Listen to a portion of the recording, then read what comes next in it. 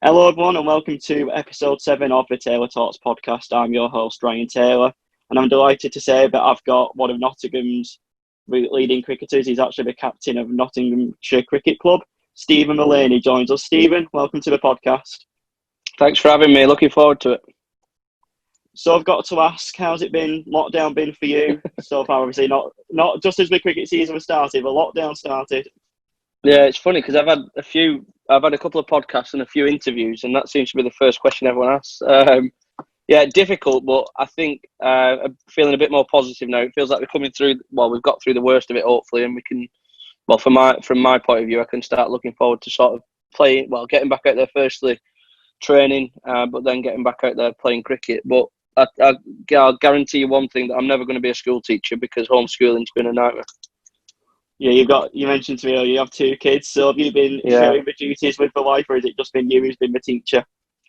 Well, Google has been probably the best teacher. But no, we've shared it a bit. It's been tough work because they don't listen to you like teachers, do they? So we're trying to get try and do a bit of a mixture. But luckily, the youngest has gone back to school a few days a week now, so we sort of can put a bit more time into the elder one, who sort of a little sister just bugs her really when she's trying to do work, so she can actually have some time on her own. But yeah, it's been tough work. But I think one of them in 10 years' time, we look back and think we did really well to get through it, and it looks like everyone's doing the right things, and we're close. I think sport starts next week, doesn't it? Football starts next week. Hopefully, we get some good news about cricket in the next week or so. That can start in hopefully August. There's one positive, obviously, being spending a lot more time with your family and creating some good memories for you and the kids as well. Yeah, yes and no, because it's I think people who are parents will understand that you actually probably need that time away, because when you're on top of each other 24/7, you're just doing the same things over and over. So that I think everyone started going for walks every day.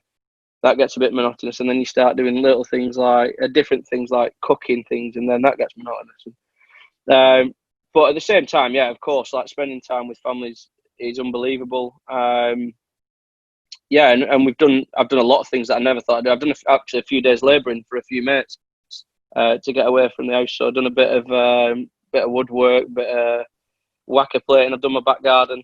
I was just in the middle of actually grouting the back garden. It's this resin stuff you have to sweep in and push down, which is so learning new stuff that that you might never have done. And I actually had a Zoom chat with our academy lads, Notts academy lads, the other night, and they said, "Oh, what advice or what have you learned from lockdown?" And I said, sort of don't close any doors, because I've really enjoyed. Don't get me wrong, I want to play cricket as long as I can, but at the same time, like, you never know what you might stumble across, because some of the stuff I've done I've really enjoyed. And obviously, being a cricket player, it's different to other sports with football and rugby, where you can go out, you can kick a ball around on your own, get a few practice like that in. As a cricket player, what kind of practice have you been able to put in at all during the lockdown? Have you found anywhere where you can bowl at some wickets? Because I know you're a bowler as well, but what about batting? Is there anything you can do for that while you've been in lockdown? Yeah, I've done absolutely nothing. One, because I can't, and two, because we're furloughed, so we're not allowed to train. So I've just been keeping on top of fitness wise, keeping my shoulder loose, because when we go back, we're going to do a lot of throwing, especially if you're going straight into 2020 or something like that. So I suppose the hard thing is, because we're not before the season, the schedule, and at the minute, we don't know what's going to be first, 2024 day, 50 over. We don't even know what we're playing, let alone what format's first. So I suppose it's just trying to keep on top of things, and get your body ready to play whatever format you get asked to play. So I've done, before we got furloughed, I was bowling a few we've got a trampoline with a net up, so bowling a tennis ball into that just to keep loading my legs, throwing against the wall, catching off the wall, stuff like that. Yeah, but very, very basic stuff that you can't really do without coaches and other players with you. How frustrating is it then, knowing that you're getting ready for a season, and then a few weeks later you found out that you can't do any training because you are furloughed? Yeah, I'm a bit of a badger and a busybody, so it's been horrible for me. But from a team's perspective, we felt like we had a lot to prove and a lot of wrongs to put right. So we worked very hard this winter on the culture of the team and getting really close together. And I felt that we were and I still do feel like we'll show people how close we are, because we did a lot of things during the winter that really worked. And one of the things that we wanted to do was show that physically we were going to be a lot better. which I think everyone works sort of really hard on the fitness side of things, but also attention to detail with people's skills. And I was just really excited to go out and see players like the likes of Joe Clark and Ben Duckett, who thought that they underachieved for their standards last year. Going out seeing what they could do would have been really exciting. But it wasn't to be, and we've got to deal with it. There's not much we can do about it. So when we get the opportunity, we're just going to have to go out and prove everyone how hard and how good we are. So before we talk about the current situation at Notts, we'll go back to the start of what was career and everything. So you grew up in Leigh, and I believe you was a keen rugby player as well as a cricketer. What made you decide to go from rugby to cricket? Yeah, keen's a bit strong. I was too soft, basically. That's why. But yeah, it feels like I'm at home talking to you actually with this accent. It's good. People say they know when I've talked to someone from Leigh because I go back talking really broad. Yeah, I started rugby when I was 6 years old at Leigh East. Played there under 7s to under 15, 16s, and I signed for Leigh actually at 15. I signed a 3-year deal. I remember going on the pitch and signing it actually through a coach called. He's actually passed away now. One of my heroes growing up as a coach was Lloyd Pugsley. He was at Leigh Miners. He was our town team coach, and he got me on scholarship at Leigh and then signed. And I was really close with Ian Millward and Paul Terzies actually when they were coaching. Showing my age now, aren't I, with all these coaches from yesteryear. So I played England under 15 schoolboys with Darryl Kay, from who's at Leigh Miners. He was best man at my wedding. Joel Tompkins was on that tour. Matty Brooks, who played a bit of semi-pro. So yeah, something I really enjoy, but I was never the bravest, if I'm being honest. I used to let them run past an ankle tackle. So yeah, probably the longevity of career as well. I think with cricket is probably longer than rugby league. If I'm being brutally honest, I was just better at cricket than rugby. So which cricket club was your local one growing up? Because around Leigh we've got quite a few, haven't we? Yeah, well I started at Goulburn. So my dad played there. So I played my first game when I was 6 for Goulburn under 13s at Bolton Indians. I think I did play because my dad was coach. I don't think I was good enough. But yeah, I played there. So Goulburn till I was 12 or 13, and then I moved across. My dad moved to Leigh a couple of seasons before, and then I followed him. And the standard at Leigh at that time was and it still is, but the Liverpool competition had really good rep for being one of the strongest leagues in the northwest. So I moved back to Leigh when I was moved to Leigh when I was 13. Sorry, but my mum and dad's house is in Leigh. So yeah, that's home. And then I had a stint at Northern, which is near Crosby and Bootle.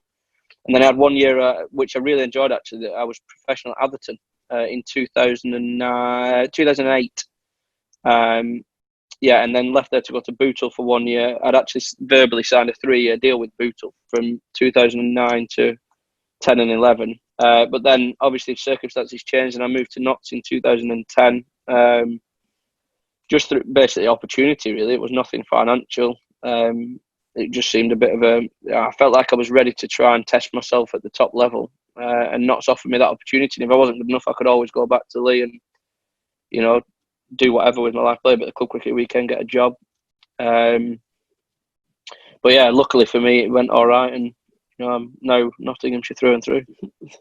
So, growing up, obviously, with cricket and everything, you mentioned Lloyd Spugley as your coach for rugby, who was an inspiration. Who was your inspiration in your cricket coaching career who helped pave the way for your career? Yeah, it's a good question. Yeah, Lloyd and rugby-wise, Lloyd and a guy called Phil Mullaney, who's a coach at Leigh East. He was my first under 7s and 8s coach. So them two rugby. Cricket-wise, I remember probably my dad. He didn't really. I was very lucky, really, that my dad was never a pushy parent. So he would never say, "Right, you're going to the nets. You're doing this. You're doing that." He would always wait for me to ask. I remember when I was really young, probably 7, 8, 9. There was a guy called Dave Robinson who was his son played at Goulburn with my dad. He just took me in the nets, I think, just to get me away from Mither and everyone. And then growing up, a guy at Lancashire who was academy director called John Stanworth, who I'm still in touch with now. He's involved with England women now. So he's left Lancashire. He was one who always pushed me and thought he could see something in me. And then luckily I got a professional contract, I think 2007, I think, at Lancashire.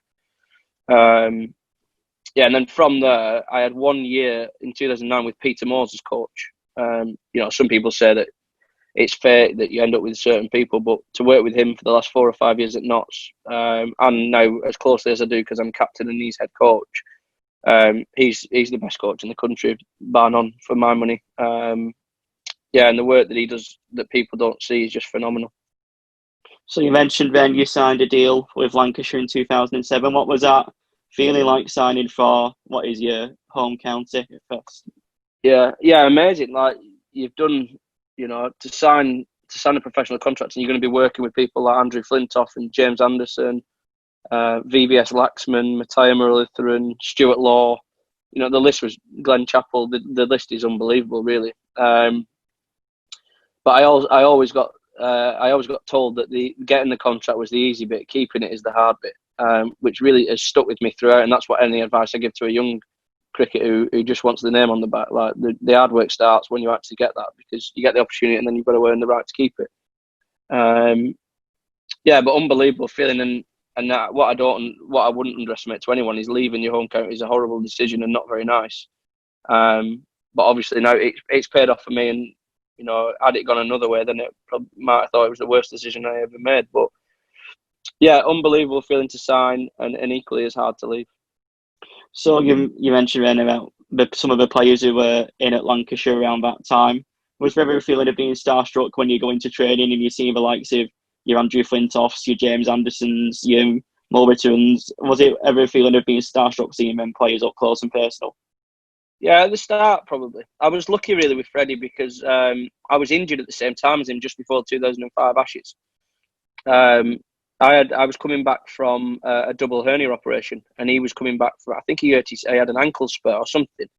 So we basically did our rehab together because the head physio wanted to look over me because the first team physio was with the first team all the time. So the head of Dave Roberts, who's the head of physiotherapy at Lancashire, he just said, well, you might as well come with us. So I actually, spent probably about 4 or 5 weeks just me and Freddie training together, which was really nice, obviously. And then when you get to know him, you just realise he's just a normal person. And every time I see him now, he always stops for a chat. A couple of years ago, he commentated on the Blast, so I had a good chat with him. And if I ever see him, where did I see him? I saw him at Old Trafford. I think we might have been playing, and he was just there, so I had a chat with him for 10 minutes. A lovely guy. James Anderson, again, he wasn't obviously, when I first signed, he was playing for England, but he wasn't obviously the world's leading wicket taker seamer. But he's abused me enough times now, so we get on off the field, but on the field, it's a bit different. And at Lancashire as well, you was mostly playing second team cricket as well. As a young player, Bo, who's new to the professional ranks, what was that like as a learning curve for yourself? Yeah, good. And Lancashire always had a strong second team because of the strength of the squad. So you were always playing with, like Kyle Hogg, I remember, he's one of the most talented cricketers I've ever played with. He played, him and Saj Mahmood, actually. Saj Mahmood got dropped from England and then sort of went downhill. And I remember him saying, he said, I can't play this anymore. In 3 games, I think he got 6 for, another 6 for including a hat-trick and 100. And he's like, I need to get out of it. And that's the mentality you want to have. Like, you've got to be selfish, but you also don't want to, not too selfish above the team in the second team. But as a learning curve for me, that was brilliant because I was playing with people who played international cricket, played for England Lions or England Air, whatever it was called then. So you kind of can't help but get better because you're practicing and playing with the standard of guys every day. And that's one thing that if ever I went down to second team, look, I've been very lucky in the last couple of years that I've not done, but if ever I did, I would always try and never undervalue it because I know that how much effect it has on the younger lads. So then you have a couple of years with Lancashire, and then you said it was one of the hardest decisions you made, leaving your hometown county, and you signed for Nottinghamshire. Was there any other counties? Because the cricket system's a bit different, isn't it? It's like transfer windows in football and stuff. Yeah. So how did that move to Nottinghamshire come about? Yeah, I didn't speak to any other county. My agent at the time was David Fulton, who does a bit of Sky Sports News presenting now, who I'm still speak to quite a lot actually. He's a great lad. He was my agent at the time, and I remember him saying I was doing well that year. I was averaging about 760 odd in the second team in the 4-day stuff, and I just couldn't get in the first team. Like the first team was good, but I just felt like it wasn't really fair like, at that time at Lancashire because it didn't really matter how you was doing. It was sort of a pecking order, which was sort of not. It didn't upset me. It was just the way it was then. That changed when Peter Moores came, but he also Lancashire having a decent season when he came. So they couldn't really replace. I was close one game against Yorkshire and had to go back and play actually against Notts at Liverpool. But yeah, just during that season, my agent called me and just said, look, Notts would like a chat with you. Mick Newell, who was head coach at the time, now director of cricket. He just said, look, they'd like a chat with you. They want to. They feel like they've underachieved in white ball cricket, so 20, 20 and 50 over, or 40 over as it was then. And they want to look to revamp sort of the white ball side. So he had players like Hales was coming through, so he just had that breakthrough innings on Sky. Another one was Graham White, who I played England in the 19s with, and we always got on. We were really good mates. Signed at the, and he told me they were interested. So I spoke to him quite a lot, and he said, "Look, I'm going to sign," which made it obviously easier. But yeah, I just felt that the financial side, at that time the money wasn't, it wasn't going to buy me a mansion. So it was just all about the cricket. So Lancashire offered me a 1-year deal, which later got released in the press that it was a 2-year deal, but it was only a 2-year deal because I refused to sign the 1-year deal. So, but yeah, it was just an opportunity. So I remember walking in, and I remember Peter Moores was there, and Mike Watkinson, who was director of cricket at the time. And they said, look, we're offering you this 1-year deal. I said, well, look, I'll take it away and have a think, but if it stays as that, then I'm going to have to take this opportunity at Nottinghamshire. They've offered me to guaranteed to start in both white ball formats. Look, if you tell me that I'm going to start in one of the competitions, then I'll sign it and I'll stay and fight for my place. And they said, well, we can't guarantee that. I said, that's absolutely fine. Yeah, so then I went away, I had to think about it. Glen Chappell, I remember Glen Chappell rang me. I was at my grandma's house, rang me and just said, look, this and this. And at the time, there's rumours going around that we're going to start in Stephen Moore from Worcester. So I explained that. Yeah, and just sort of ended up that I needed to test myself at that level and find it. I just needed to know if I was good enough or not. And if I wasn't, then I could hold my hands up and just say, look, I've had a crack at it and I wasn't good enough. Yeah, so that was basically and of course it was tough. I was leaving my Carl Brown, who I took to training every day for 6 or 7 years, and Gareth Cross, Stephen Croft, Tom Smith, who I grew up with on the academy. You want to try and do something special with your mates who you grew up with and win trophies. But at the same time, you don't want to be that person who has the best second team career in a long time. You want to test yourself against the best, and that was ultimately why I made the decision to leave. How was the transition then from Lancashire to Nottinghamshire? How was that initial transition move for you? Yeah, the language barrier is a bit different. They couldn't understand me at first. Really easy, actually. I was made to feel welcome. So the first year I did 3 days a week in the winter. So you normally get October and a couple of weeks of November off. You normally report back sort of second week of November. Do a 6-week block to Christmas. So myself and Graham White actually stayed in the ground. They used to have bedrooms in the Radcliffe Road stand that changed to corporate boxes for games. So we just stay in there 3 nights a week on the ground. You can walk into West Bridgeford, which is nice coffee shops and restaurants, and then the gym's like sort of 5 minutes away, and we both drove. So yeah, really easy. The lads were really easy. I remember the first night I got there, I stayed with Alex Hales actually in the academy. So Alex Hales, Andy Carter, who's now not playing at Notts, and Luke Fletcher. We went out for a curry that night, fitted in straight away. I knew that they were on the same sort of wavelength, having a laugh, but when it came to work, it was work time. Yeah, and had some great times straight away. And then you had people at the other end like Paul Franks, Andre Adams, Mark Waugh, Ryan Sidebottom, Graham Swan. I've been very lucky that I've played at 2 of the biggest counties in England, who have had superstars. So Stuart Broad, Graham Swan, as I said, Ryan Sidebottom, attract big overseas players. So my first year, Hashim Amla was there, David Hussey, Adam Voges, Dirk Nannes. So really lucky to get the opportunity at 2 great clubs. But as I said, the transition was really easy, and I knew. I got asked the other week, when did you know that this was a club for you? I had an interview actually with Notts, a behind the scenes one, and they said, when did you know that this was gonna be your home? And I said, after about a week, and that's not a lie. I knew that it was going to be a long time, as long as I played well, obviously, and earned the contract. But I knew that I wanted it to work straight away. What's that feeling then when you get to your new ground and you see Trent Bridge in up close and personal that first time? What was that like, knowing that this is your new home? Yeah, incredible. I remember, so I made my first class debut, my championship debut at Trent Bridge for Lancashire. And I played a one-day game in 2000, I can't remember, 2008 maybe. Played a 2020 and a one-day game. So I played all three formats at Trent Bridge, and just the aura of the ground, it's just like the people are close to you. Seeing the names on the board, like you walk down, you see the Sobers, Hadley, Gallion, Fleming, people like that. Yeah, just incredible, really. And I promise you, and it sounds like a cliche, but I drive in there every day and still unbelievable, like hairs on the back of your neck stand up sort of feeling, like you walk out, and with this pandemic and the lockdown, you realise how much it actually means to you and how special it is. But yeah, incredible. I remember walking in, signing my first deal with Mick and Wayne Noon at the time. Yeah, just a special feeling. And you make your debut for Notts as well, and it's a very pleasing debut for you as well, because you score a century against Hampshire in a game but you would win. What's your memories on that day? Yeah, obviously incredible. I remember we bowled first, and we bowled them out. Michael Carberry got 100, and we bowled them out. And then we were batting, I think, end of day one, I think, or end of day two. I can't remember. And I was not out. I was 80 not out, 78 not out, something like that. And I remember Paul Frank saying to me, just concentrate on getting 22 runs or 21 runs, whatever it was. And I never even thought about getting 100, let alone I was back because I batted at 8. So I played as a full. Andre Adams got injured the day before. So what happened in them days? You played a Pro 40, then you had a day off, and then you started the 4-day game.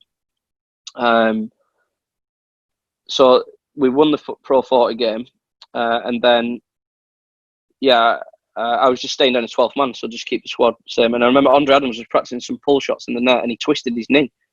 And I didn't even think that I was going to play. And I don't know. I think I got 200 in the second team, like in the couple of weeks before. And I remember him saying to me, "Just be ready to play. If his knee's not ready tomorrow, you play as fourth team. You'll bat at 8." So I was like, "Oh, all right." So anyway, went in. I think Amler got some runs. Turned up the day after. He said, "Right, you're in." Right, so obviously excited, nervous, but really excited. I got a wicket. Kabir Ali caught mid-on, which was obviously not the best ball in the world. Yeah, and then just a bit of a blurry. I think when you're a bit wet behind the ears, you don't think about your technique, you don't think about anything. You just go out and try and whack the ball, which is probably the best way to play. And then my record. I think Hampshire, I've got about 5 of my first class hundreds against, or 6 or something. So if it's not for them, I probably wouldn't have had a career. But I remember I was on 96, and I ran down to Rangana Herath, who's a Sri Lankan spinner, and missed it. And luckily, when people say it's just meant to happen, it went too far, and Nick Pothas, who was the keeper at the time, couldn't stump me in time. And I remember Charlie Schreck, who was batting 11, walked down at the time. He said, "Look, just wait till the last ball. They'll bring all the field up, and then just swing, and you'll get it over them and get 100." And that's exactly what happened. So yeah, unbelievable feeling. But again, very, very lucky to get the opportunity in first place, because you don't want one of the best bowlers you ever play with to get injured. But yeah, luckily we won that game, which made it even sweeter. You mentioned then, obviously, at the end of the day, you're on 78 not out as well. And you say about Albert Coach says to you about you only need 22 more runs. Does that ever go through your head, like during the night, like you go to bed, you think about the next day? Does it ever go through your head, or like, do you ever dream like, I'm going to wake up now, I'm going to score 22 more runs and get a century? It's probably I think probably in the middle of your career somewhere. Probably at the start, you're probably a bit naive, so you don't really realise. Yeah, you want to get it, but it's just exciting. Now, with a bit more experience, you hopefully that pays dividend. If you've got a few hundreds, that probably helps you out. So, but in the middle, when you're fighting for your place, or you're in a bit of run of bad form and you really need that score, probably then. But I try and really switch off from it when I get home. I probably don't, but I try, and try and sort of get away from it, because I think it's important to sort of have that sort of switch off period, because if you don't, you'll probably go mad. So yeah, I'm pretty good at sleeping. So obviously before finals and stuff, nervous, but always managed to get a decent night's sleep.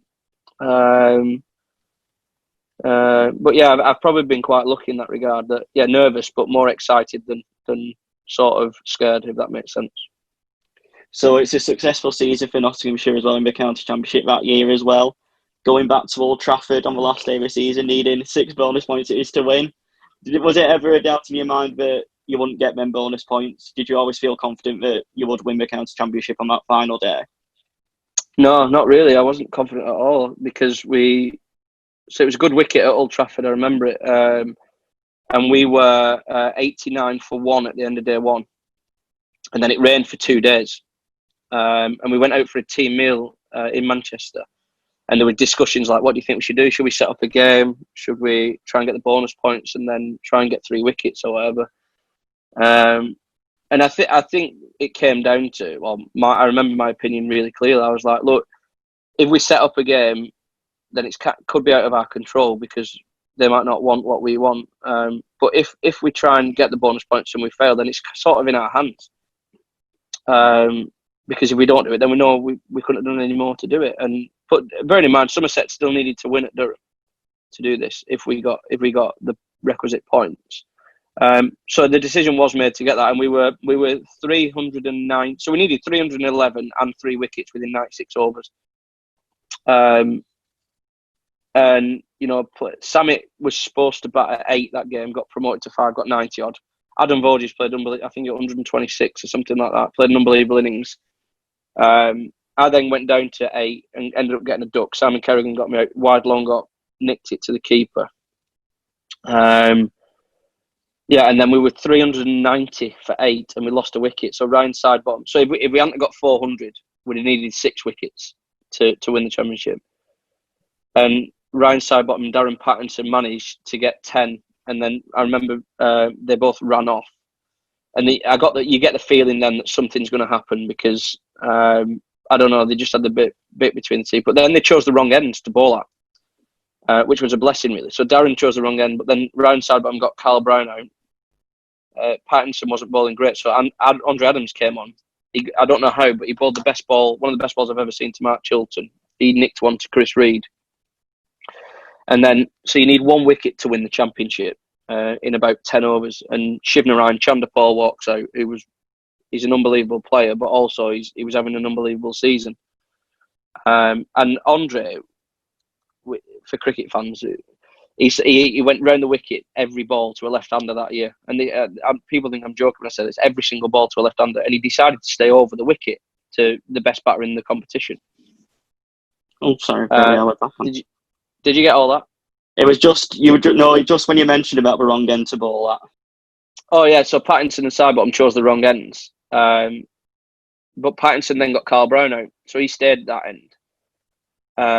And then Andre Adams came on. I think he got 60 odd. He got a stupid amount of wickets. He's honestly an unbelievable bowler, probably the best I've played with, I reckon, consistently. So then he got Mark Chilton out with one of the best balls I've ever seen. He nicked one to Chris Reed. And then every ball, people think I'm joking when I say this, every ball that year to a left-hander, he bowled around the wicket. And Shivnarine Chanderpaul came out to bat, who was 1, an unbelievable player, but 2, having one of the best seasons that you'll ever see for Lancashire. He decided to stay over the wicket, and we're thinking, what's going on here? Like, we need a wicket in 10 overs, and you're doing something that you've not done all year. Yeah, and then 4th ball, he just nicked one. Samit caught it, and we'd won the championship. So, yeah, incredible feeling. I think when people say they have scripts written for them in the career, to get 100 on debut and then go back to the county that you left 6 months before and win the county championship. I'm not sure who wrote that script for me, but it was a nice one, and obviously an unbelievable feeling. Yeah. And like you said, always sweeter going back as well at Old Trafford as well, another iconic cricket ground as well, overlooks the football game. How special was it then to win it at Old Trafford? I know it's against Lancashire, but to do it at Old Trafford, did that make it even more special? Yeah, not really, actually, no. Probably thought so at the time, but it wouldn't have mattered where it was. The best thing about that was Lancashire. Peter Moore's, Andrew Flintoff retired that day as well from his first retirement from cricket, and the Lancs lads and Peter Moore's invited us up to the dressing room after the game. So it's the last game of the season. We're staying down anyway. Invited us up for a drink, and I remember sitting down with him. I remember exactly where I was sat in the old dressing rooms at Old Trafford, and he just said, "How does it feel?" I said, "It feels unbelievable, but I could have stayed here."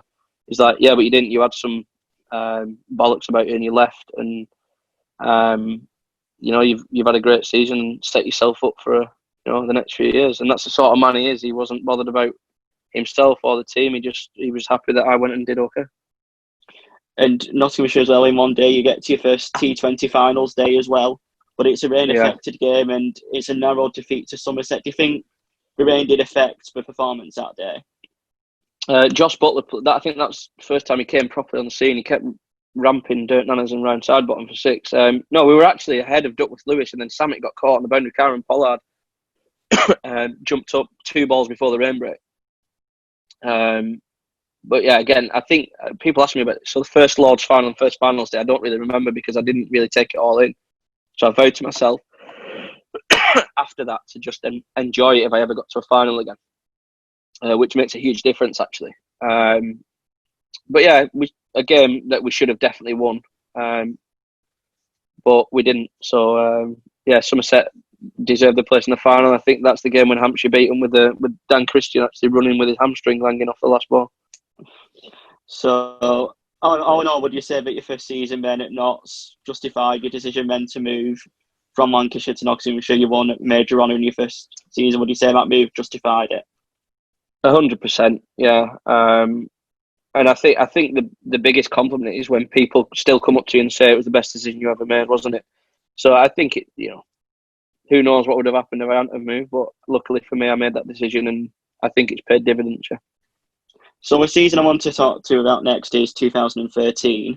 So you spend a couple of years in Notts in the middle order as a batsman and a bowler as well, so an all-rounder. But in 2013, the decision gets made for you to open the batting, doesn't it? How did that decision first come about, and who told you that they wanted you to open up at batting? Yeah, I remember exactly how it came about.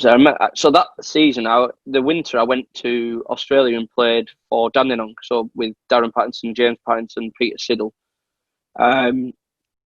And sort of had 6 months out there. We just had a first daughter, so we took her out. Had 6 months in Melbourne, which is unbelievable. Came back in really good form, had a really good pre-season, but didn't end the 2012 season very well. So didn't start the season, missed the first 2 games.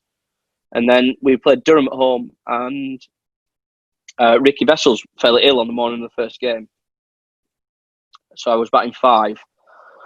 Excuse me. And I got 80 first innings, and then 20 odd second innings. And then I had a really good, I think I got 100. I didn't get 100, but I got a couple of scores above 50 anyway in the next few games. And then, so at the start of that season, just before the Ashes, we had Ed Cowan, who was opening the batting. And then replacing him was David Hussey, who obviously batted 5. So I was not going to bat 5. It was a question of was someone going to go up. I never really thought of it, actually. I remember we played a one-day game. We played Holland for some reason in Truro in Cornwall. And I remember I went out for dinner randomly with Chris Reid. A few of us, but Chris Reid, and I sat next to him at the table. And I'd heard a few whispers. Like Ed Cowan said to me, I got on really well with him. He said, "Look, I think you've got a technique that could open. Why don't you have a crack at it?" So I was like, I'll pretty much bat anywhere. As long as I'm inside, I don't really care. So I remember sitting down at dinner with Reid. We went to this Italian restaurant in Truro, and he just said to me, he said, "Look, do you fancy having a crack at it?" I was like, "Yeah, I'll give it a go." So the week after we played Sussex at Trembridge, and I think they got about 500. So I was we fielded first. When you get a new role, you just want to sort of get out there and have a crack at it. But yeah, fielded for a day and a half, and then went in about, I think I got 30 or 20 odd, something like that. And Chris Jordan got me out, caught and bowled. I think it was an unbelievable caught and bowled, actually. And then we didn't bat again because the game petered out into a draw. And then second game, I got 100 at the Oval. And then sort of just enjoyed it. I think it was a bit of a different one because they were so used to having. So before, a few years before I joined, was Gallion and Bicknell, who were this solid opening partnership. And I sort of went out, again, probably wet behind the ears, didn't really understand it as much, so still played my shots as if I was batting 5 or 6, probably a little bit more watchful because the ball was newer. But sort of counter-attacked, I suppose, and if the ball was there for hitting, I didn't really hang back. So I got us off to a few flyers every now and then. Also played some bad shots and got a rollicking when I got back in the dressing rooms off the coach. But something that, I suppose not as good, nowhere near as good, but someone like David Warner would do it now, or Jason Roy when England tried it, something like that, but nowhere near as good. But yeah, something that I really enjoyed, and then did it for a few years, and then went back into middle order for a little bit last year, then went back up the order. So I'm not, honestly, it doesn't bother me at all where I bat. I just try and do what's best for the team. You mentioned then going to the Oval and scoring 100. That day was also Ricky Ponting's last ever first class Yeah, it game for was. Yeah. Surrey as well. What was it like, first of all, bowling against him, and then him being in the field while you're batting? Yeah, weird. Like it's just saying like someone's talking on TV because you've never seen him before. But I remember he shook my hand and said, "Very well played, first innings." I've had that. There's two moments that's done it. I got 100 against Surrey again actually at Trent Bridge, and Kumar Sangakkara said, "Well played." It's just a bit. That's when you mentioned before about being starstruck. That is really being starstruck. Yeah, unbelievable. And he got 170 odd not out second innings. I remember that, and never looked like getting out really. But incredible player, and obviously a privilege to play against him. So could you tell even Ben at the latter end of his career that he was still that world class player that represented Australia so successfully? Yeah, the hunger, like you could just tell he got out caught short leg to Sam at first innings, and you could just tell that how disappointed he was and angry he was with himself the way he got out. And that's I think the sign of a great player, that he comes out second innings and you sort of knew when he got to 20 that he was settling himself in for a big one. It'd have to take something special to get him out. It was a very good wicket, but at the same time he'd do anything to not give his wicket away, definitely. And another century as well for yourself, 125 scored at the home of cricket, Lords against Middlesex. What was that like, scoring at the world's most famous cricket ground? Yeah, well, that's the first time I ever played there. So I don't think I'd ever even been to Lords before. And then that year we got to the final of the YB40. So I actually never played there, and then played there twice within 10 days. Yeah, but again, probably wet behind the ears. You get a menu at lunch, you get all your kit washed at the end of every day, you get a massive fridge with Coke, Oasis, Mars bars, everything in the dressing room. It's sort of like a tuck shop, but there's a cricket ground attached to it, and it's all free. But yeah, again, I think it was one of probably my slowest centuries, but a good wicket. I think we lost a couple of early wickets, so I had to knuckle down. They had Tim Murtagh, James Harris. I think Ollie Rayner might have played. Yeah, someone like that played. Yeah, and there again, Chris Rogers played, another one who's obviously a great player, said well played to me, which was nice. But yeah, an unbelievable feeling. Lords is a very, very special place. As you mentioned, Ben, you was a batsman in middle, went to top, you've been up and down a few times. How does a mindset change from a batter going at, say, 6 to 7 to going straight in at 1? How does your mindset actually change to get the performance right? I think it's more in the preparation, really, probably the couple of days before. So you'll probably practice a lot more against the new ball. Probably try and overtrain, so make the wickets a bit more spicy than they would be, to try and make it easier when you get out there. So I prepare differently, probably not during the game, but before it. And then just, I suppose, trusting your technique. When you get to a certain, you hope when you get to a certain, and somebody, so Joe Root, for instance, would have found it a lot earlier than I did, very early in his career. Someone like Ollie Pope at the minute, who's found the way he plays very early in his career. I probably found it 2015-ish, something like that my basics and what works for me. And as long as I go back to them, I either make a mistake or it's going to have to be a really good ball that gets me out. And I think that's the way the great players find it really early. So I kind of got to a point where I'd like to think that if I do my basics really well, then it's going to have to take a really good ball to get me out.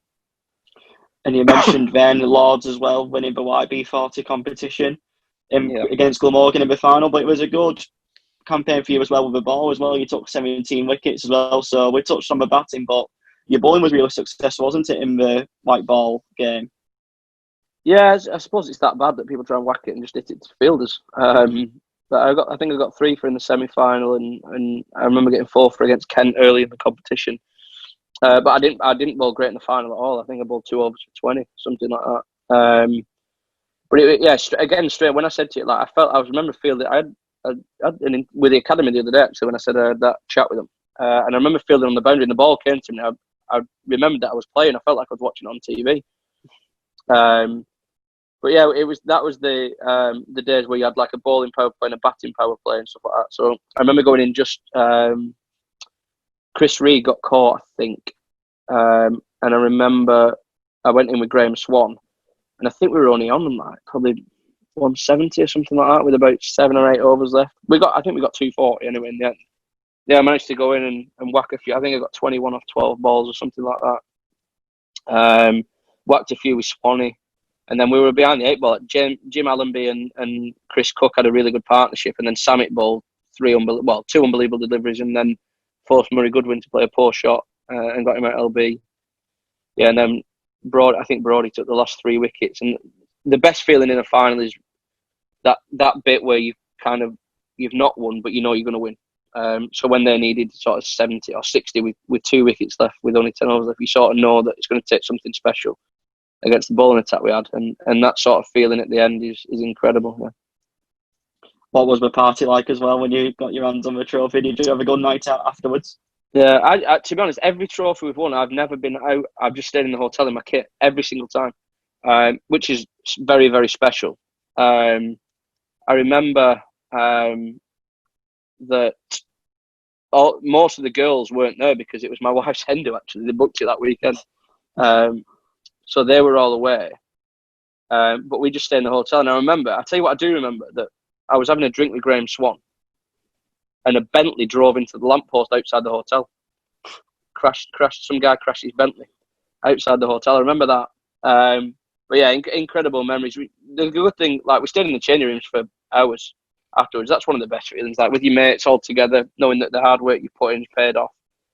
And we were in the home dressing room at Lord's, and yeah, great night. You mentioned Ben, obviously, when you drink with Graham Swan. Obviously, we've seen the personality of the character that he is on numerous TV appearances. Is he just like that in real life as well?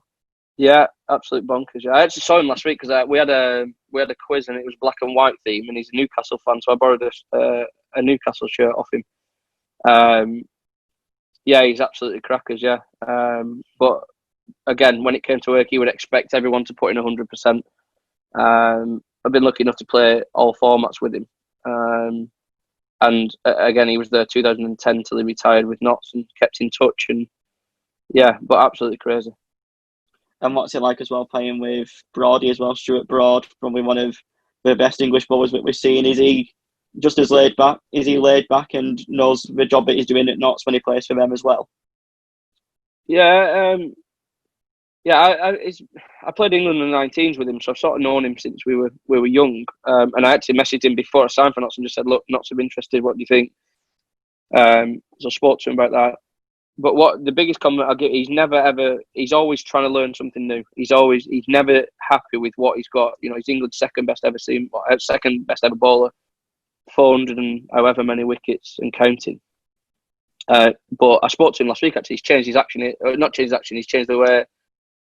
He's trying to swing the ball away again. So he thinks this lockdown for him, he's been bowling in the back garden, working on little things, probably at half pace. But yeah, the biggest compliment I'll give to him is that he's never ever happy with what he's got. Him and I think Jimmy as well, always try and get better, try and implement new things, try and get a new delivery, or try and find new ways of getting a batsman out. So incredibly hard worker, incredibly nice person. Probably doesn't. Well, he's definitely not the person that some people think he's arrogant on TV or things like that. Complete opposite, really quiet, good lad. Yeah, and again, another compliment that I would give him is when he comes back to Notts, he's like he's got an England shirt on. I've got to ask as well, do you think it's sometimes an advantage having a bowler like Brodie when he does come back to Notts? Because you look at the county championship and you see most of the players don't play international. Is it a good feeling having an international bowler in your ranks against some of these county championship teams? Yeah, I think, obviously it's whenever you get a Stewart back, or whenever we got Swanee back, or Hales, for whatever it is, you obviously want your best players playing the whole time. It's very different as well, because sometimes he's sort of had a bit of time off, and then he's getting ready for a test series, so it's quite difficult for him as well, because he's not had the load or whatever. But when he's on fire, he's incredible. Yeah, and as I said, he puts his heart and soul into it, whether he's got a stag on his chest or the 3 lines. And then 2014, 2015, you established yourself still in the Notts team as well. What were your memories on them seasons? Anything stands out in them 2 seasons for you? 14, I think 14 might have been the one I didn't. I think I got dropped halfway through the season in 14, and then got back in. But I remember, I think 14 we beat Lancashire, first game of the season, I think, which was an incredible game. And then we hung on still, and I think 15. 15 was that the one when Peter Moores joined halfway through? I think as a coaching consultant, and we're on a poor form, but then he sort of made everyone think differently a little bit. He was probably exactly what we needed, and we ended up finishing third that year. Finished the season off pretty well. We should have finished second. I remember getting 90 odd against Warwickshire. But 14 and 15 don't really stand out. 16 stands out a bit of double-edged sword because I got 1,000 runs in the championship, but we got relegated, so it was a bit of a poor one really. I can't remember too much about 14 and 15. 16, I think, did we lose at finals day as well? 16 to Northampton. Yeah, I've got that. Yeah, to Northampton. Ben Duckett got 80 odd, didn't he? Played unbelievable innings. Yeah, and then obviously 17 is the best season that anyone could ever wish for. So we'll touch on 16 first because I think 16 kind of leads on to 17 in one way or another. So obviously not relegated for a county championship, which was a bit of a surprise to people considering how well you've done in previous years. But for yourself, like you said, the only Notts player to pass 1,000 runs that year. Was that some of your best batting of your career that season, albeit in a team that performed poorly? Yeah, I got 100 first game against Surrey and 40 odd second innings, and then I was doing all right. Like I had a few 50s, and then I think I got 100 against Hampshire. Second innings at home. I got 3 that year. Somerset, I think I got 160. And I remember I needed 18 in the last game of the season to get 1,000. And I think I got 10 first innings and got out 4 or something like that. I might need 8, and I cut a wide long off Lewis Gregory straight to point. But then second innings managed to get over 1,000. Obviously a great feeling. I don't know if anyone's got 1,000 since actually, which is disappointing for us. But yeah, incredible feeling. Something obviously that you want more of, but at the same time, I'd rather have got 600 runs and been higher at the championship. What do you think it was then that happened with the Notts team that year? What do you think led to the disappointment of relegation? I'm not sure. It's quite hard because it felt like we got relegated last year, but it felt like 2 very different seasons. I suppose when winning becomes a habit, so does losing. So you find ways of losing. You find ways to lose them crucial moments in games rather than win them. What you're going to go on to about the 17 season, probably flip reversed it. We probably changed the mindset. We had a change of head coach, so Peter came in as head coach. Excuse me. Probably changed the way that we more mentally thought about the game because we didn't, from 16 to 17, we didn't sign anybody. We just signed James Pattinson as overseas player. Now, don't get me wrong, we were very lucky that we had Stuart for a lot of the season. He played the whole 50 over competition. So that obviously added bonus, and James Pattinson coming in, who nobody really knew much about. He played a few test matches, but we knew how good he was.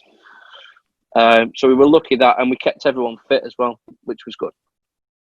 But yeah, I can't really put my finger on why we got relegated. It's probably one of them things that you get into a slump and it just sort of keeps happening.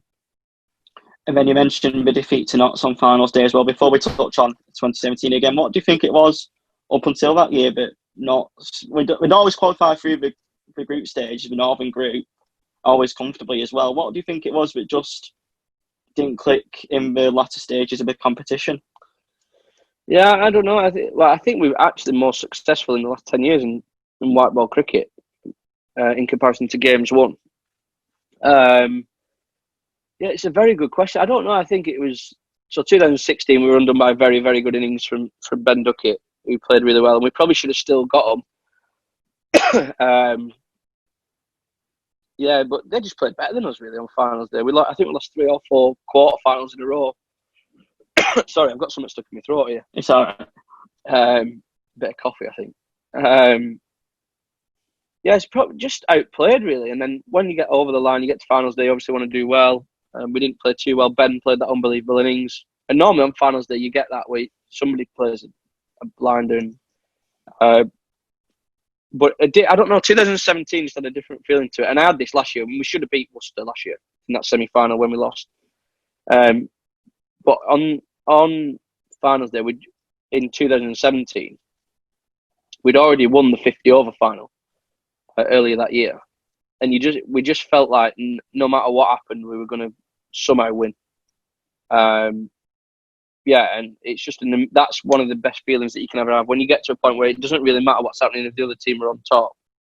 You just somebody's going to stand up, somebody's going to have a day out, somebody's going to, when it gets tough, somebody's going to stand up and play the game of their life and get you over the line, and that's what happened a lot that season.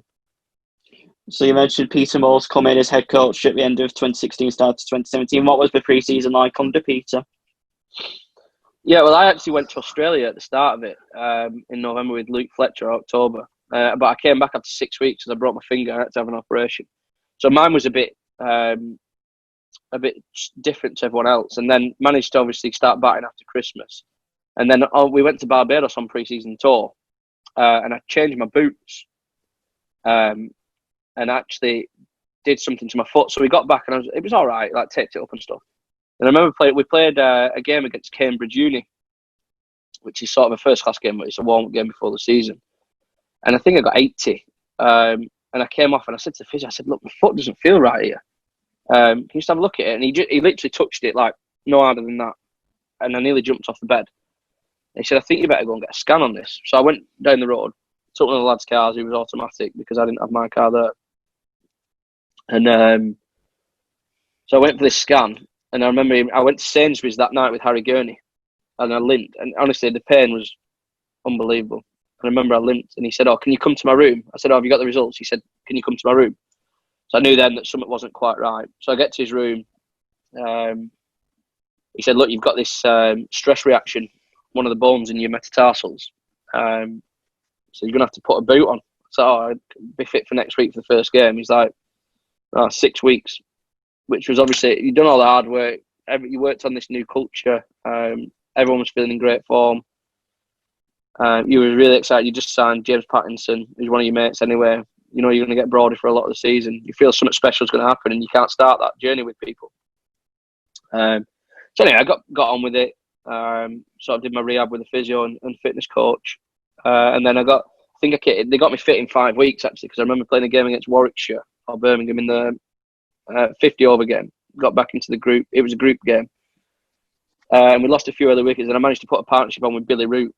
I think about 80 or 89. I got out, and then I managed to get a few wickets. So comeback was, again, when I said people write scripts and stuff, comeback, did all right, and then obviously set up for a decent season.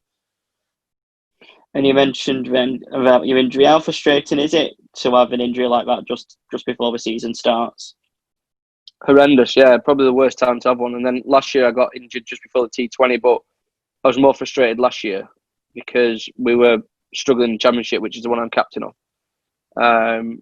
But yeah, I played 2 games when I shouldn't have played really. I didn't bowl, but I basically had I tore my cartilage in my left knee, and I had a cyst behind my kneecap. So it was just like catching, and I needed the operation. So we took it was either have the operation straight away and then miss 2 Championship games and a chunk of the T20, or play the 2 Championship games strapped up and get through it and then miss the whole T20. And I couldn't have done that with the position I'm in as captain of the Championship team. I couldn't have let, just because I wanted to play T20. So that was the decision to play in them 2 games, and then obviously missed the T20, which again was horrible, but gave me an opportunity to go and commentate for a bit for TMS, which was great fun. Still got involved with the lads, so still out there before the game, helping with warm-ups, doing my rehab. Tried to do as much rehab with the team as possible, so then you don't lose sort of touch with the team or touch with anybody, which was good. And Mosey's really good at integrating people who want to be in there. So yeah, frustrating, but at the same time, I've done all right through injuries throughout my career. I've had an operation on my knee, missed that with a stress reaction in my foot. But luckily, touch wood, I've done all right through injuries. So you get back fit and in County Championship Division 2 as well. You score 168 in a pink ball game against Kent. What was that feeling like, getting past the 150 mark? Yeah, I think that was I went past my career best that game as well. Yeah, strange game because I remember James Pattinson bowled the speed of light that game. and I remember I think we'd lost the toss, and they batted. And I remember he got 3 or 4 quick wickets. And I put a decent stand on with Alex Hales. I think we put 200 on nearly. But I actually felt it. So I was batting the night. I think I was 60 not out overnight, but I was ill. I was like sick. I was sick on the pitch. I had these stomach cramps. Managed to, I don't know how, like probably, edge a few somewhere. Turned up the day after, and obviously because it's a day-night game, you get a bit of a lie-in, which was probably lucky for me. So I probably got home about 10:30 at night, straight in bed with a Lucozade Sport. Just kept sipping on it, trying to get energy in. But look, I could have a lie-in till like 10, 11, whatever it is. So it wasn't that bad. Managed to get to the ground, and play. It was a lovely wicket, especially in the day when it didn't swing. Managed to get a decent score. That's my only ever pink ball game. I played one in the Champion Cricket game, but my only ever pink ball game in England, which is disappointing because I look like I do all right. What was it like watching the likes of Broad and James Patterson in Division 2? I mean, no disrespect to that division, but you'd associate him with the higher up one. What was it like seeing him in that division for a year? Yeah, again, like I said to you, just you feel invincible. The standard that they just don't like. It doesn't matter who they're playing against. They still, as I said to you, it's an Australian badge, England badge, or Notts badge. They still ran in with the same intensity, no matter who was batting. As I said, everything just sometimes when you have good seasons, so everything just seems to click. And that was one of them seasons. And having James and Stuart for that long was incredible. And you win promotion again on the final day, and it's a nice moment to send Chris Reed. It's a nice moment as well, isn't it? Because you send Chris Reed off on a happy note because he retired at the end of that. What was Chris Reed like to play with? Yeah, incredible. Again, though, we just streaked like 2010 when we just won the championship. We just managed to go because we had to get 400 that game, and because did we bowl? Yeah, we bowled first, but we had to get 400 to guarantee promotion, and we were 50 for 5. And again, you talk about script writing. In his last ever innings, he gets 140 or whatever, 120 odd. And Billy Root, I think that was when Billy Root basically everyone realised how good of a player he was. He got 140. I talked about it before when I said I got a couple of hundreds against Hampshire. He's got quite a lot of hundreds against Sussex. He played uni cricket before and got quite a few hundreds against them. And he played unbelievably well. And then again, for Reedy to sign off with 100. And one thing that stuck in my mind, the last day we were already promoted, and the last day of the season, he still went out and did exactly the same routine catching drills with his keeper, and that's how big of a professional he was. And what was it like as a captain as well? Did he help instill you all with a lot of confidence in the dressing room as well? Yes, but not in a way that you would think, because he's very quiet. So he's very, he's not emotional at all. Very level-headed, completely different captain to me, I would assume. But both sort of hopefully will work, if that makes sense. Very, very chilled, very laid back, really calm, especially under pressure. Great role model and a really good bloke, yeah. And a proud moment for you as well. You win the County Championship Player of the Year at the awards. What was that moment like, rewarding all your hard work for that season? Yeah, well, I didn't expect it because I missed the first 3 games. And Summit should have won all the awards really that year. I think they were sharing it out a little bit. But I think I averaged 40 odd and I had my best season with the ball. I got 20 odd wickets, which would have been interesting to see if we had played all the games. I remember. So that year, what they did, they got all the overseas players on video to announce. And I remember Chiteshwar Pujara announced mine. He was a really good guy, funny guy. So it was nice to get for him to announce it, and I was really shocked, to be honest. So you mentioned then about the success in the County Championship as well, but we have a lot more success for Notts in the one-day format of the game. So the Royal London 50 over Cup, first of all, I think we qualified for quarterfinals, and we had a game which had over 800 runs, didn't it, against Somerset that day? What was that game like? Horrible. I remember. I tell you what I do. I remember Michael Lummett the first over for about 19. Jamie Overton everywhere. And I remember, I think we were something stupid like 110 off the first 10 overs. which you think at that point, you're like, can't really lose. And I remember Ricky Vessels got out, and he came off and said, look, what do you think's par? And he's like, look, I think it's minimum 400. And we're like, 400? Like, that's a lot of runs, that. It's 8 and over. He's like, well, I think it's at least 400. I think we got 429 in the end. And you think, like, it's never been chased. Or I think it's South Africa chased against Australia, didn't they? That famous one day game. But you're thinking 429, like, it's impossible. And I remember that they got off to a flight. Johan Myberg and Stephen Davis got to a flyer. And then Peter Trigo, who we've just signed, came in and whacked Samet for a bit. And then Samet ended up bowling along up and getting caught on the boundary. But they were still up with the rate. And one thing with Somerset is that they bat down to 11. So they have Tim Greenwald who can hit sixes, batting at 11. So the game's never over. And I think that was probably the turning point in the season for Harry Gurney as well, because he bowled an unbelievable slow balls at the end that got a few wickets. And one thing that sticks in my mind is that, like Sergi said, I think they got 419 and we got 429 or something like that. Like, there was not a lot in it at all. And I remember getting into it. You just won a quarter final. Obviously, probably the best game you've ever played in. Got through to 7. You won game from Lords.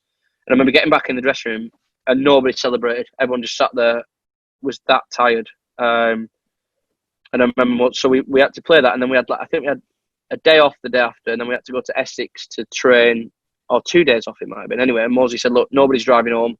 We're going to organise an hotel, stay here tonight. We're going to organise an hotel halfway there, and then go to Chelmsford the day after. And we actually got the masseuse across, Trish, who's our masseuse at Notts.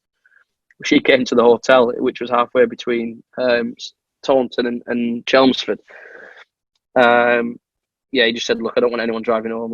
Everyone's too tired. Anything could happen. So we're just going to stay together for the next 4 or 5 days and go straight to Essex. Which then again was a stupid game again.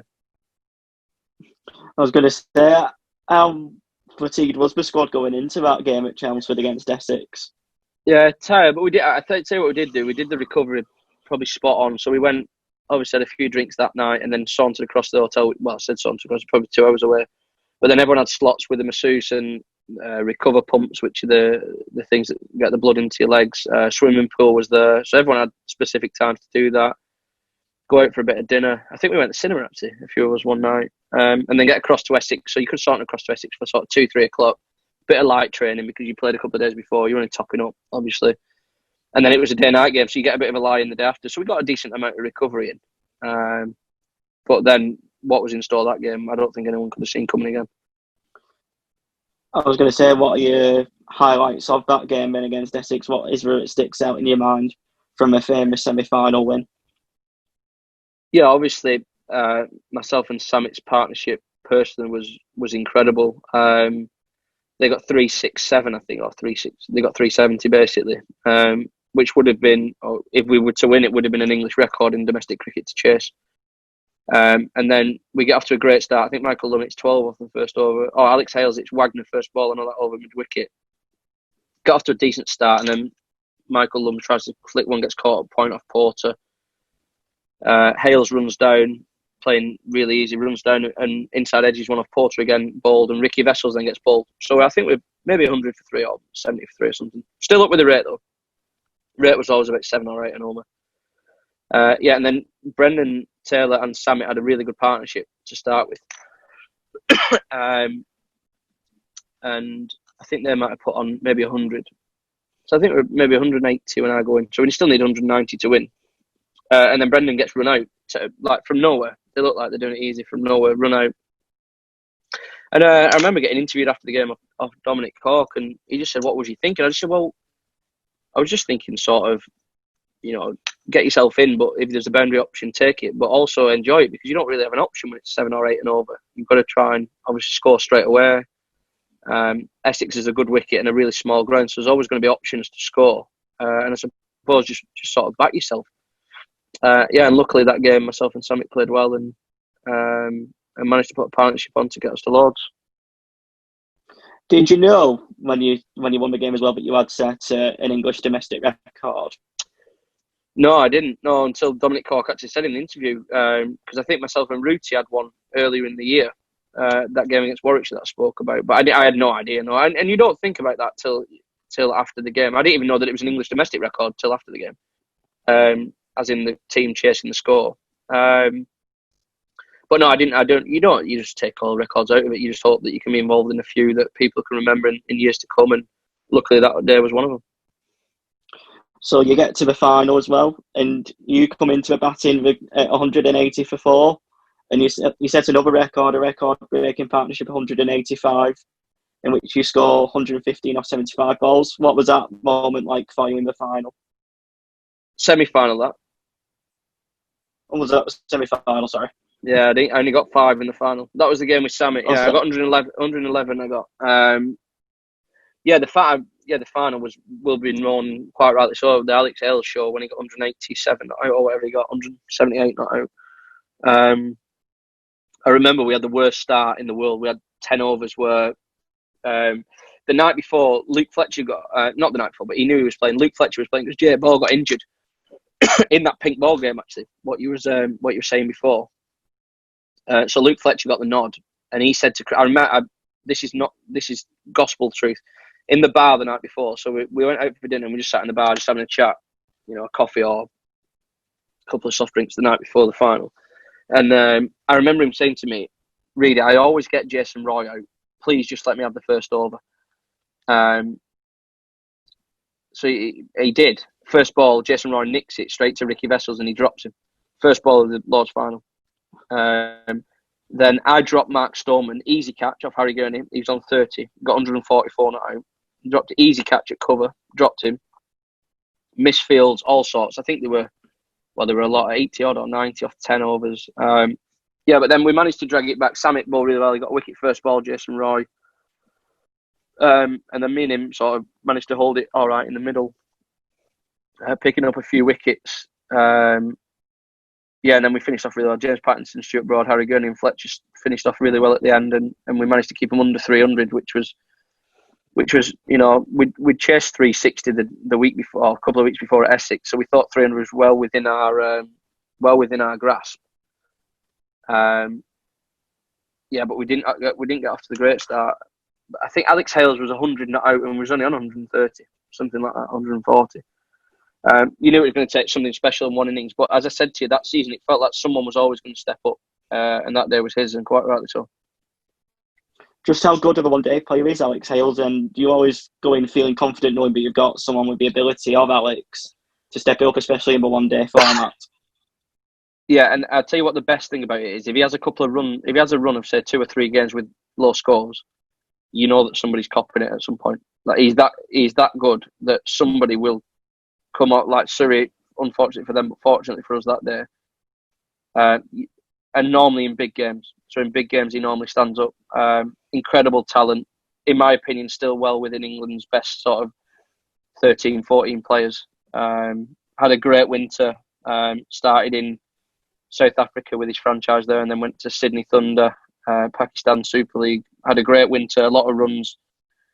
Yeah, hopefully he'll be playing in the next few months for us in the 2020, and if we play 50 overs, he'll be playing in that, and hopefully he can force his way back into the England reckoning because he's great talent, absolutely unbelievable player. So what's that moment like when you win that trophy as well after all the drama of the game at Trent Bridge, the semi-final, and Alex Hales knocking the final? What's that feeling like then when you do win that final? Yeah, probably completely different to the one against Glamorgan 4 years previous. Incredible feeling to watch most of the batting. Like I remember Peter Moores didn't let anybody move. Stuart Broad, again, true. Stuart Broad had his calf rubbed for about an hour and a half off the physio because we weren't losing a wicket. So Chris Reid, again, 50 odd not out in both finals. Unbelievable partnership. Sorry, he did get out, not out, but 50 odd. Unbelievable partnership. Got us more or less home. And then very fitting for James Pattinson, who was leaving for Australia the day after that to hit the winning runs. But again, incredible feeling to celebrate it in the dressing room with your mates and then back to the hotel where it's full. Absolutely unbelievable feeling and memories that will last a lifetime. So I've mentioned the County Championship success, the Royal London success, and then finally the cream as well, the Break the Hoodoo and you win the 2020. First of all, I've got to ask as well a bit of a a bit of a negative moment as well. You was playing in the game where Luke Fletcher suffered that unfortunate injury. What was it like that day, and how concerned were you for your teammates at that point? Yeah, horrible feeling. I still remember the noise now. I was feeling it mid wicket. I remember I was at mid wicket. Dan Christian was at extra cover, and Sam Hayne advanced hit the ball, and the ball nearly carried to one of the players who was at 45, which is a good sort of 20, 30 metres away. It went that far. He actually says to this day, like, if it's probably lucky that it hit him and not anybody else because he's got a big head, and somebody else probably would have died. But yeah, horrible feeling. And then I spoke to him actually later that night, but the physio stayed with him in hospital that night, had all his brain scans done. Unfortunately, missed the rest of the season. But anybody who's met Fletcher will know he's the biggest character in the dressing room, and he was around a lot, which obviously helps the morale of the side. And obviously a great player as well. So unfortunate for him. I think we only used 14 players in that whole tournament, which again was one of the reasons that we were probably so close as a group. And two of them, so Fletcher's injury and Michael Lum's forced retirement, were the only two forced. And I think there was one other change. I can't remember. Billy Root came in for somebody. Might have been Greg Smith, maybe. But yeah, to use only 14 players, obviously was one of the reasons that we did so well, I think. And you was one of the first people, obviously, who went over to Fletch when that injury happened. Did you know straight away how serious it was? And then what was that moment like when you spoke to him and you heard that he was going to be released from hospital? Yeah, well, he actually does a bit of after dinner speaking about that, because I run over to him and I was like, Fletch, you all right? Speak to me. And then in his after dinner speaks, he says, yeah, just give us a minute. I'm just holding my head. But he did it. He was holding his head. And I remember he moved his hand and blood just poured out all over the wicket. And then I don't know if you've seen the footage on Sky or on YouTube or whatever, that I turned away and I'm nearly sick. And then a few of the lads, like Luke Wood, I remember Luke Wood couldn't come back on. That's who Billy Root replaced, Luke Wood, actually. Luke Wood couldn't come back on fielding. Like, he had to stay off because we had the doctors, and Birmingham were really good. It was like, look, if you want to call the game off, we're happy to. If you want to carry on, we'll carry on, whatever. And it got to a point where it wasn't even about the points, really. It was just about, is he safe? As soon as we knew we had a meeting with the doctor, and the doctor said, look, he's going to be fine. It's obviously not great, but he's going to go for head scans. He's fine. He's breathing fine. His heart rate, his pulse is fine. He's going to be absolutely fine. So then we took the decision to go back on. I remember scores were level going to the last ball, and Ricky Clark hit one to me and I hit it. I threw it to Michael Lum straight over the top of the stumps, and he managed to break the stumps just before the ball I dropped the ball. So he managed losing to lose that game. But funnily enough, that season, both in the 50 over and 2020, we lost the first two games in both competitions. So how did you turn it around? Well, you just managed to find a formula that works, and probably rather than overcomplicate things, try and simplify everything rather than going the other way. And that's what we did so great in every format that year, which is a lot easier when you've got players in form and you're winning a lot of games. But yeah, I remember we lost to Birmingham the first game, and it might have been Worcester. Anyway, and then we went on a run of form where we didn't lose a lot of games. I think we lost maybe one more group game. Yeah, and it was one of them years where you, again, as I've said a number of times, you just felt like someone at some point was going to step up and you were going to get over the line. And then you qualify again for finals day, and against a club who you have so much success against in the semi-final, you beat Hampshire, and you take a bowling spell of 3 for 22, so you have a good spell with a ball as well. And then you beat Birmingham, but you lost to in the final. First of all, what was that semi-final like against Hampshire? And what was it like to finally win that 2020 and beat Birmingham in the final? Yeah, I remember we got 169 in the semi against Lancashire, and James Vince started. He's a great player. He whacked it everywhere. And then obviously managed to bowl a few in the right area. And it was very conducive to my sort of bowling. So slow balls was gripping a little bit. It was quite hard to hit. Managed to take a couple of wickets. Yeah, and obviously a great feeling to get to the first final. The second that the club's ever got to, but the first final that you've ever got to as a 2020 was special feeling. And then we were 30 for 3 in the final. Vessels, Hales and Tom Moores all got out. And then there was an incredible partnership from Samet and Brendan Taylor. Really calm under pressure. And as I said before, no panic in the dressing room. You always felt that someone was going to sort of take you out of trouble if you got in it. and then Dan Christian hit 21 off the last over, and you felt then we were 190 on the board, where the average score all day was 170, and 20 runs in cricket, especially in 2020, is a lot of runs. But we never took it for granted. We always stayed in the moment. And then Harry Gurney had an unbelievable, I think 4 for 17 in the final.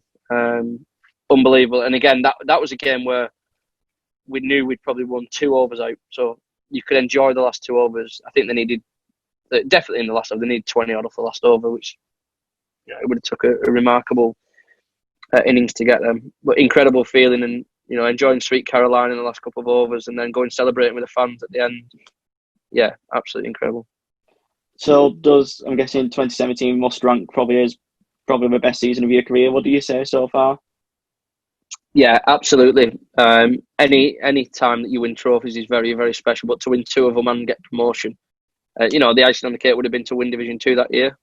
But definitely the best season that I've ever been involved in, and hopefully something that we can emulate over the next 4 or 5 years. And then you mentioned a name that's kept cropping up in 2017 is Samit Patel. Just how good was Samit that year for the club? Yeah, incredible. He got 2 double hundreds. He got that 100. I think he got 2. He got 100 against Lancashire in the group stage of the 50 overs. Then he got 100 in that semi-final against Essex that we spoke about. Again, one for the cameras. If the cameras are there, basically he's going to get man of the match, probably. Incredible performer under pressure. He got PCA Player of the Year that year, so that's the award where all the players vote for the Player of the Year, and it's presented at the end of season awards in London, and he managed to win that year. So that says it in itself. Incredible talent, and had an unbelievable season in 2017. And for yourself, out of the 3 major triumphs for Notts that year, which one would you rank as your favourite or the most sweetest one to win? Oh, tough question. Well, we didn't win Division 2, so it's not that one. We just got promoted. I'd probably say, I'd say they're both very even, but only because we'd never won it before the 2020. People say, what's the difference? And the best way to explain it is that Lord's final's a bit like your wedding day, so prim and proper, great day, unbelievable, and 2020 finals day is a bit like your stag do, a bit crazy, a bit party atmosphere. So they're pretty much how you sum them up. But again, I couldn't divide any of the winning the trophies. They're all as special as each other. But that year, because we'd never won it as a club, and to tick that one off and get over that hoodoo, probably the 2020 that year. And I know you mentioned after finals you like to go and stay in the hotel and just chill in your kit and reflect on what you've done. But for the squad, I've got to ask which party for the squad was the most eventful. The promotion party, 50 over of a T21. Well, we didn't have a promotion party because it was the last day of the season and we were away at Sussex. So we came on. We do a tram crawl at the end of the year. So I think we didn't even do that year. I think we just went to one of Harry Gurney's. Harry Gurney and Stuart Road have got a couple of pubs. So we went to one of them and just sat in there for the day. 2020, definitely. I remember we just sat in the bar and they let us take it over. Really. We had the speaker on loud all night. I think I only went to bed about 5:30 and then woke up and I had to have a pint of Guinness with Dan Christian at about 8 o'clock with breakfast. But yeah, probably that night in Birmingham was incredible. And obviously as well with 2020, we see all the glamour and the glitz of it on the Sky as well, and it's always a full-out stadium. Does it make it extra special knowing that it's in front of a capacity stadium as well, and all the show and everything beforehand? Does that make it a bit more special as well? Yeah, Edgbaston's an unbelievable atmosphere when the Holly stand gets going in fancy dress. Incredible, but you don't when you're playing, you probably don't see the. So we were second game on in the semi-final that day. So you're in the hotel till sort of 11, 12 o'clock, and then you have to get changed at the opposite end of the ground because there's 4 teams there. So you take a back road in, so you don't really see anything. Straight in the dressing room, and you go on the nursery ground to warm up.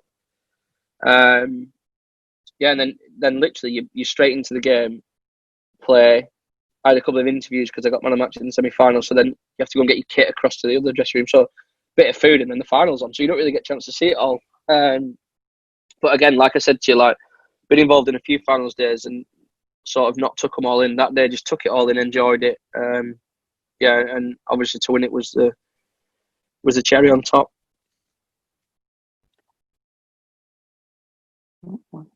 Yeah. So it gets up to the end of the 2017 season, and obviously not so without a captain as the previous one retired. What was that? Did you have a feeling that you would be asked to be captain? Was there any feeling beforehand? Obviously, there's chat about it within the squad and things like that. It's something that I've always wanted to do. I feel that I bring something to it. Nothing to do with like authority or power or anything like that. I just feel like I can, bring people together and get them to play for the same goal ultimately. So it's something that I made. Obviously, spoke to Mosley about the coach quite a bit, and made him aware that I was willing to take it on if that's what they wanted. But yeah, and then we had a bit of a break in October, and then we had appraisals. So like and then the season appraisal where you go through your season and stuff like that. And then at the end of that, we had a decent season, winning 2 trophies and getting promotion. And I did okay in a few big games. So it's quite a bit of a surreal couple of weeks with it. I just signed a long-term deal and committed to the club for 4 years. And then at the end of that appraisal meeting, he just said, look, the other thing on the agenda is the captaincy, and we'd like to offer you the 4-day and 50 over captaincy if you'd be willing to accept it. And obviously I jumped at the chance, and something that I'm very proud and very honoured to do, and hopefully I want to do it for quite a while yet. And I feel obviously getting relegated last season, which I'm sure we're going to come on to, was disappointing. It's something that I really want to put right and win a few trophies as captain, definitely. Is it something that you spoke to Reedy about as well? Obviously, did you ask him for any advice on what? Because obviously he's such a good captain for Notts. Did you ask his advice when you found out you got the role? Yes and no. Yeah, we're very, very different characters. He's very, very introverted, very reserved. I'm a bit more. I'm a massive extrovert, so I'm a lot more sort of one of the lads. I think that's one of the things that probably in my first year that I not struggled with, but sort of getting the balance between being one of the lads and being captain. So you have to have tough conversations with ultimately some of your best mates, which is not easy. But I live by the motto that nothing's personal, everything's professional, everything's about business. So telling Jake Ball, who's godfather to my daughter, that he's not playing is obviously very tough. But deep down, I know that 100%. And what I live by is if I know it's 100% right in my gut and the feeling that's best for the team, then it's quite an easy conversation now. And I'm obviously 2 years into it, a bit more experience, so. Them conversations are coming a lot easier. But yeah, I spoke to Reed. Still do speak to Reed. I spoke to him a couple of weeks ago, actually. Not necessarily about captaincy, but just about things in general. But yeah, I asked him, his thoughts. I spoke to him when you said, "Did I know about it? Did I speak about it through the season?" I spoke to him through the season, and he thought it would be great for me to have a go at it. He was very supportive and always says that if I need any help, obviously give him a call. But yeah, I speak to him regularly. Obviously, I've spent 10 years playing with him under his captaincy. So I took a lot from his. I think the thing that I try and take from him is how calm he stayed, even when it got a bit. He was very level. It never got too high when things were going well, but never got too low when things were going poorly. So that's one thing that I think I've improved on over the last 2 years. And what was that feeling like as well when you call your family and you let them know the news? I'm guessing it was all delighted for you. Yeah, absolutely. I remember I rang my wife and my dad were the first two that I rang, but it's a bit strange really because I got offered it, obviously accepted straight away, but then it has to go through the committee before you officially get announced. And I was actually flying to Australia to stay with James Pattinson and do a bit of training for a couple of weeks. So I actually got announced while I wasn't in the country, which I suppose might have been a bit nicer, but I had to go and do, because I was away, I had to go and do like a photo shoot at the ground in shirt and tie and an interview and stuff, and people were thinking like, why is he coming in when the lads aren't training? And I had to say it was a shoot for a magazine for the club and stuff like that, and lie to a few people. But yeah, it was a bit of a surreal couple of weeks really. It was obviously it's a big thing, captain any county, but to take over from someone like Chris Reed, who's a legend of the club, won trophies as captain, got us promoted single-handedly, with Billy Root in that game at Sussex that we spoke about. Obviously, it's big shoes to fill, but something that I really enjoy doing. It's a lot harder than I thought it was going to be. More the off-field stuff, I think. But at the same time, I wouldn't swap it for the world. I feel like I'm very, very lucky. And obviously, like we've mentioned before, is that another sign of vindication that you did the right thing leaving Lancs when you did to go to Notts as well? You keep dropping this in, don't you? All the Lancashire fans are going to hate me. It's nothing that I thought when I moved from Lancashire. I never thought that I'd be captain. You know, I just had a 2-year contract at the time when I signed. I just thought, let's see how these 2 years go and see what happens. But yeah, I don't know. I think that I try and lead. Obviously, I think the biggest thing to lead is through performances. So if you're not, you know, you don't want your place in the side to be in jeopardy first and foremost. But also, I think being a good person helps quite a lot, and obviously being a good people person, because you need to speak to people. Ultimately, you need to speak in front of big groups and be confident and make them believe what you believe in and make them want to go out and play for you and the badge. And I've got to ask as well, we've talked about captaining knots as well, but there's another opportunity for you that came with a trip to Barbados for a North against South competition. What was that experience like out there? Yeah, obviously, I don't know if you've been to Barbados, but it is probably my favourite place in the world. I've been very, very lucky to see a lot of the world actually through cricket. But yeah, we went 6 years in a row with knots actually on pre-season tour, and then we changed. So we got the news that we were going to South Africa instead. Unfortunately, I got picked to go back to Barbados for that North-South series. So I actually went myself and Paul Franks. So basically, what happens is if you win, or it did happen, if you won the one-day trophy, one of your coaches goes to the as a part of the coaching staff for the North or the South. So we won the Royal London that year. So Paul Franks went as assistant to Paul Collingwood. So me and him flew to South Africa with knots because Morsey thought it was really important. We only went for 3 days. But because it was my first year captaincy, obviously thought it was really important to get the squad together. So we went for 3 days, flew back into Heathrow, had to transfer to Gatwick, have a night in Gatwick, and then fly to Barbados for 2 weeks with Northview. So it was an amazing experience. Obviously, to get picked was amazing. That was probably my first recognition getting picked for anything. But then to get asked, I remember Mick Newell rang me. James Whittaker, who was chairman of selectors at the time, rang me. And just said, look, we'd like you to be captain. Keaton Jennings at the time was captain in England Lions, they were touring in West Indies, and they had a pretty tough tour. And I think they wanted him to just concentrate on his batting for a little bit, and probably more for him really to just get the release, no pressure, and just go out and enjoy himself. But yeah, so obviously it was an amazing experience. Really, really helped. Really by how the lads treated me when I got there, and how much they bought into, you know, it's a bit easier in 2 weeks because you can sort of just crack on with it. It's a bit harder when obviously staying together for 3 or 4 years as a squad. But yeah, they really bought in. Great set of lads. Still keep in touch with them all now, actually, the North lads. Made even better. We went 1-0 down, but we ended up winning the series, which was really nice, and obviously memories that will last a lifetime. Yeah, obviously a 2-1 victory over the 3 games. What are the main differences in between the pitches, both in England and in Barbados? Yeah, well, they're a lot slower in Barbados, and you know they take a lot more spin. So it's a bit strange. They actually spin more when it's a bit wetter, which is strange. People think that's strange, but it grips in the surface probably with a newer ball more than it does in England. And I'd say we played 2 games at Kensington Oval, which is obviously the test ground, and the wind is, you almost use it as another fielder. It's you know, strong winds, and then we played the last game at the 3Ws ground, which is an outground in Barbados. And that we won the toss in that game, and it was a massive toss to win because the wicket had been used, and we actually had a warm-up game there against Nottinghamshire, who were on tour.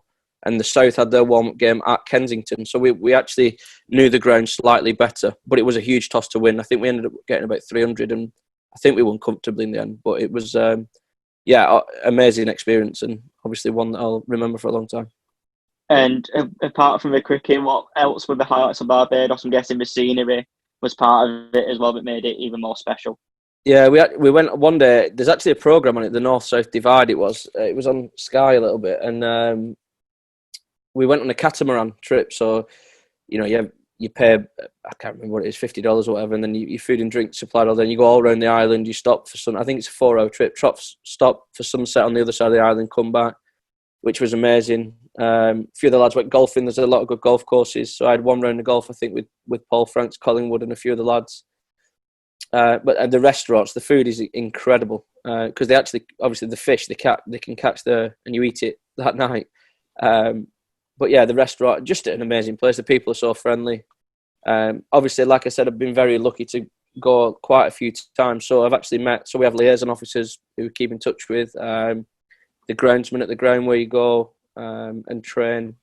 So we trained with Notts at Franklin Stevenson's ground, who's obviously a Notts legend, played for him for many years and did really well. So just to nip over and see them's quite good. Yeah, I'm going to have to book a flight and go back, actually, I think. Well, when lockdown's finished and we can start travelling again, then that could be the first destination for you. Maybe. So even winning that game, like you said, momentum swings. Was that important, taking that form back into training with the Notts lads? Yeah, very different, I suppose. You kind of, it sounds a bit horrible, but you kind of try and shut that door and move on, because it doesn't, completely different people, completely different setup. You're playing for completely different reasons. But yeah, I did okay in that series. So to go back in decent bit of form into the season was nice, and then started well. As my captaincy career started well, the first sort of 5 games we were top of the league. It went a little bit downhill after that, but yeah, it's a good question actually. I don't think we really took, only personal form you would take back, but nothing. You try and park that as a series, and then obviously go back and start a new one with Notts. So obviously you've come back, you start your pre-season. What was that moment like then when you step out onto the pitch first time as captain? You've done the pre-season, but it's now actually happening on match day. Yeah, amazing. I remember it. I don't know who writes my scripts, but my first game as captain was at Old Trafford actually. I was because we normally play. So you play for pre-season friendly against the university normally. And we got rained out 3 days, so I'm still waiting to be captain against Cambridge. So rained out for 3 days. So we go down to Old Trafford the day before. Like I said, you stay over obviously and train the day before. And at that point, I think it's come back now, the toss. But at that point, if you was the away captain, you could choose to field first if you wanted to. And the forecast, obviously in April, a bit overcast, nipped around a bit. I think we bowled them out for maybe about 140, 150, something like that. And we managed to get a slender lead. But yeah, walking on the field for the first time, incredible. I've still got a picture actually when I walk on for the first time and doing my first speech on the field. But it was good. It was good. The lads bought into it. We had Ross Taylor as an overseas player who really bought in. And just a memorable game because we think they were about maybe 10 behind or something like that. Not 8 behind they were, with 8 wickets left. And we took 8 wickets for 18 runs, I think, something like that. So it was just Harry Gurney and Jake Ball that morning were incredible. I remember Harry Gurney the night before, so he texted me. He said, "Who are you thinking of starting with?" I said, "I'm not sure." And he texted me, he just said, "Let me start." And I just texted him back, said, "Excuse my language," but I just said, "All right, just don't fuck it up." That's genuinely what happened. He started and he got 6 for off. He got 6 in one innings and 4 in another, and Jake Ball did the same. And then we were chasing 10. And we lost 4 wickets. So it was a bit nervy, but we got over the line and got 20-odd points. First game, obviously couldn't have dreamt of anything better to start. I've got to ask, obviously you see that sometimes with some teams when they get set, like a low number, so to speak, to win, do you kind of take your eye off the ball thinking, oh yeah, it's only 10 runs? Yeah. Well, I didn't think so. I was the first one out, actually. I remember Joe Menny, who Lancashire has overseas played, bowled me. It was just a loose, and I went to pull it and top-edged it to Graham Onions. And then they bowled some unbelievable deliveries. But, if someone's 10, you could probably, I don't know, something's going to happen. You're going to get 10, I suppose. But if it was 50 or 60, I think it would have been a bit twitchy. But yeah, we managed to get over the line, obviously, and then and start the season off with a win. And like you said, your first 5 games, you won them all, and then form just suddenly dipped. What do you put that dip in form down to? Yeah, well, the first 5, we actually lost 2 of the first. So we lost 2. We went straight to Headingley after that and lost. We played poorly. I remember Gary Ballance got run second innings and he was absolutely plumb LB first ball, second innings, and didn't get given. But yeah, we got beat off Yorkshire, and then we went to Worcester and it rained for 2 days. And I remember thinking, right, let's just see if we can get as many bonus points as we can in this game. And then I remember the day after, Jake Ball bowled an unbelievable spell. And we bowled him out very cheaply. And we got a lead that night. Did we get a lead? Oh, that day, yeah. Well in front. Tom Moore's whacked a few. I think a few people whacked a few. And then we bowled him out. We won him basically just after lunch on the last day, which would have been basically a day and a half's worth of win. Which then we obviously started to believe, but then we lost to Lancashire. We played them again. I think we played Hampshire first and we won, which was probably one of the best 4-day wins I've ever been involved in. It was the last session on day 4 that we won. They're the ones that obviously mean the most. It was a good wicket. They had a good Hashim Amla was playing. He got 100. They had a good team and we managed to win. But then we lost again. Lancashire. We probably prepared a dangerous wicket. They had Onions and James Anderson actually played, and it was a bit green, and they took advantage of that. And then we lost that, but we were still top of the league after 5 games. And that's when the break came for the 1-day tournament, which probably came at a bad time for us because we were going all right in the 4-day stuff. But I suppose just through a couple of injuries, a couple of selections for England, and then just a bit of lack of form, a bit of confidence. But we managed to stay in the division, luckily. And we thought, obviously, trying to rebuild for the next 4 or 5 years. Then, obviously, as well, you've got 2 trophies to defend as well, and you reach the quarterfinals of the cup. Unfortunately for the boys, it was a. Did you feel any pressure being the trophy holders that teams would want to beat you? I think in the group stages, you see teams came very hard at us in the power play. I think the first game we got 319. I think at Old Trafford again against Lancashire. So obviously, first game as captain, it was on TV. Defending champions, we needed a performance, and we managed to do that. Keaton Jennings actually got 130 and was unlucky to get out in that game, and it was a really good game. We managed to win, by about 20 in the end, I think. But we qualified, and then we qualified second in the group, I think. So at that point, top 3 qualify. If you come first, you go straight to the semi-final. Second place, third, and second place, third, obviously. So we had Kent at home, who we knew were a good side. Matt Henry was doing really well. Sam Billings, Daniel Beldrum, Joe Denley was having the season of his life. And we lost an important toss. It was a bit sticky. It was a 10:30 start or 11 o'clock start. And the wicket was a bit sticky. And we played a few poor shots early. But we managed to get to sort of 250, I think. But the wicket flattened out and Beldrum and Denley whacked it and knocked them off very comfortably. And, I think the both white ball competitions, we probably got what we deserved that year. We deserved to qualify, but probably not go any further. Kent played really well and ended up beating Worcester and getting to the final. First season we stayed in the division, got to 2 quarterfinals in the white ball stuff. So, could have been better, but also could have been a lot worse. And for yourself, a nice personal accolade as well, being called up by England Lions. What was that moment like, getting some international recognition? Yeah, obviously, again, amazing. I remember we played Worcester in a 1-day, and I knew like there was rumours going around that I was going to get selected because I was having a decent competition in the 50 overs. I was doing all right for the North-South, and had a bit of conversation about it. Mick Newell was a selector who is our director of cricket, and I remember we'd had a really good win against Worcester. We defended about 140 or 150 or something like that. And after the game, he just dragged me in the physio's room and just said, "Look, I've just been in a selection meeting and they'd like you to captain the tri-series against India and West Indies." But again, I had to keep it quiet because it wasn't announced till the week after.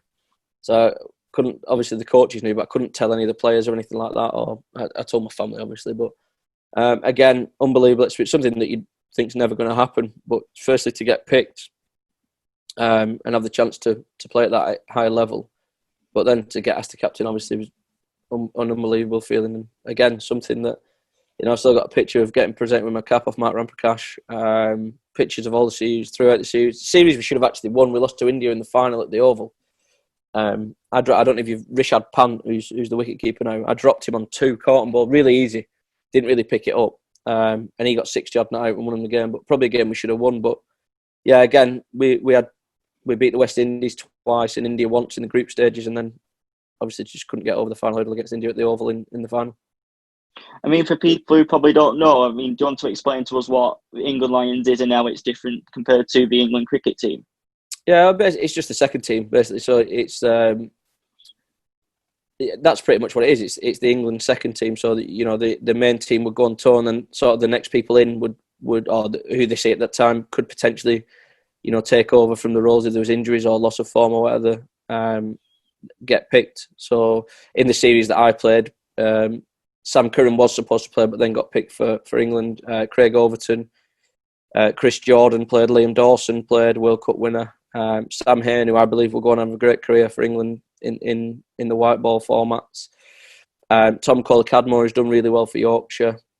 Matt Parkinson, who's obviously on all the England tours now. Reece Topley, Tom Helm. We had a really good side, and it was just a privilege. Really. Liam Livingston played in that series, who's obviously doing really well in all the competitions around the world. But yeah, just a really proud and one of them surreal moments that you probably don't think is going to happen. And you mentioned then as well, like this series as well. Unfortunately, the defeat to me final against India. But was there any highlights you can take out of them series and them games? Yeah, I suppose just knowing. So I got a 50. I averaged about 35. I think I got a 51 game against West Indies when we were in a little bit of trouble. Whacked 20 odd against India in one game. So I suppose knowing that I could play at that level, and you're playing against people who've played a lot of international cricket. So the Indian side had over 200 games of international cricket, and all of them had played in the IPL. So to know that they thought he was all right, that was enough for me. And I suppose walking away from it knowing that I could play at that level was good. And if I didn't get the opportunity again, I didn't. But if I did, then so be it. But yeah, it was great fun. And can you tell the difference in quality straight away between playing teams in the county championship and these ones who were international players? Yeah, to be honest, there's not that much difference, I don't think. I think there's a lot of very good county cricketers who probably don't get the chance because there's a lot of good players. But yeah, I think India especially, West Indies had a bit more of a development side. Definitely the bowlers, but India, I was lucky enough to get selected for India to go away and to play them in their own conditions is absolutely, nigh on impossible. I think we won one game in the whole tour. But yeah, have them in our conditions was good. I thought we were the better side. The oval wicket was probably more suited to them. It turned a little bit more. And they played really well. And I'm guessing it gives you the first, doesn't it, to get more caps and try and push on for a place into the first team?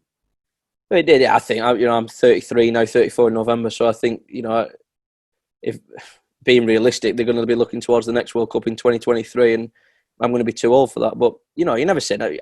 Look, my theory on it is I just want to win trophies for Notts. If anything comes of anything else, then so be it. If it doesn't, I'm very happy with what I've achieved, but individually. But I want to achieve more, definitely, as Notts at Notts as a team.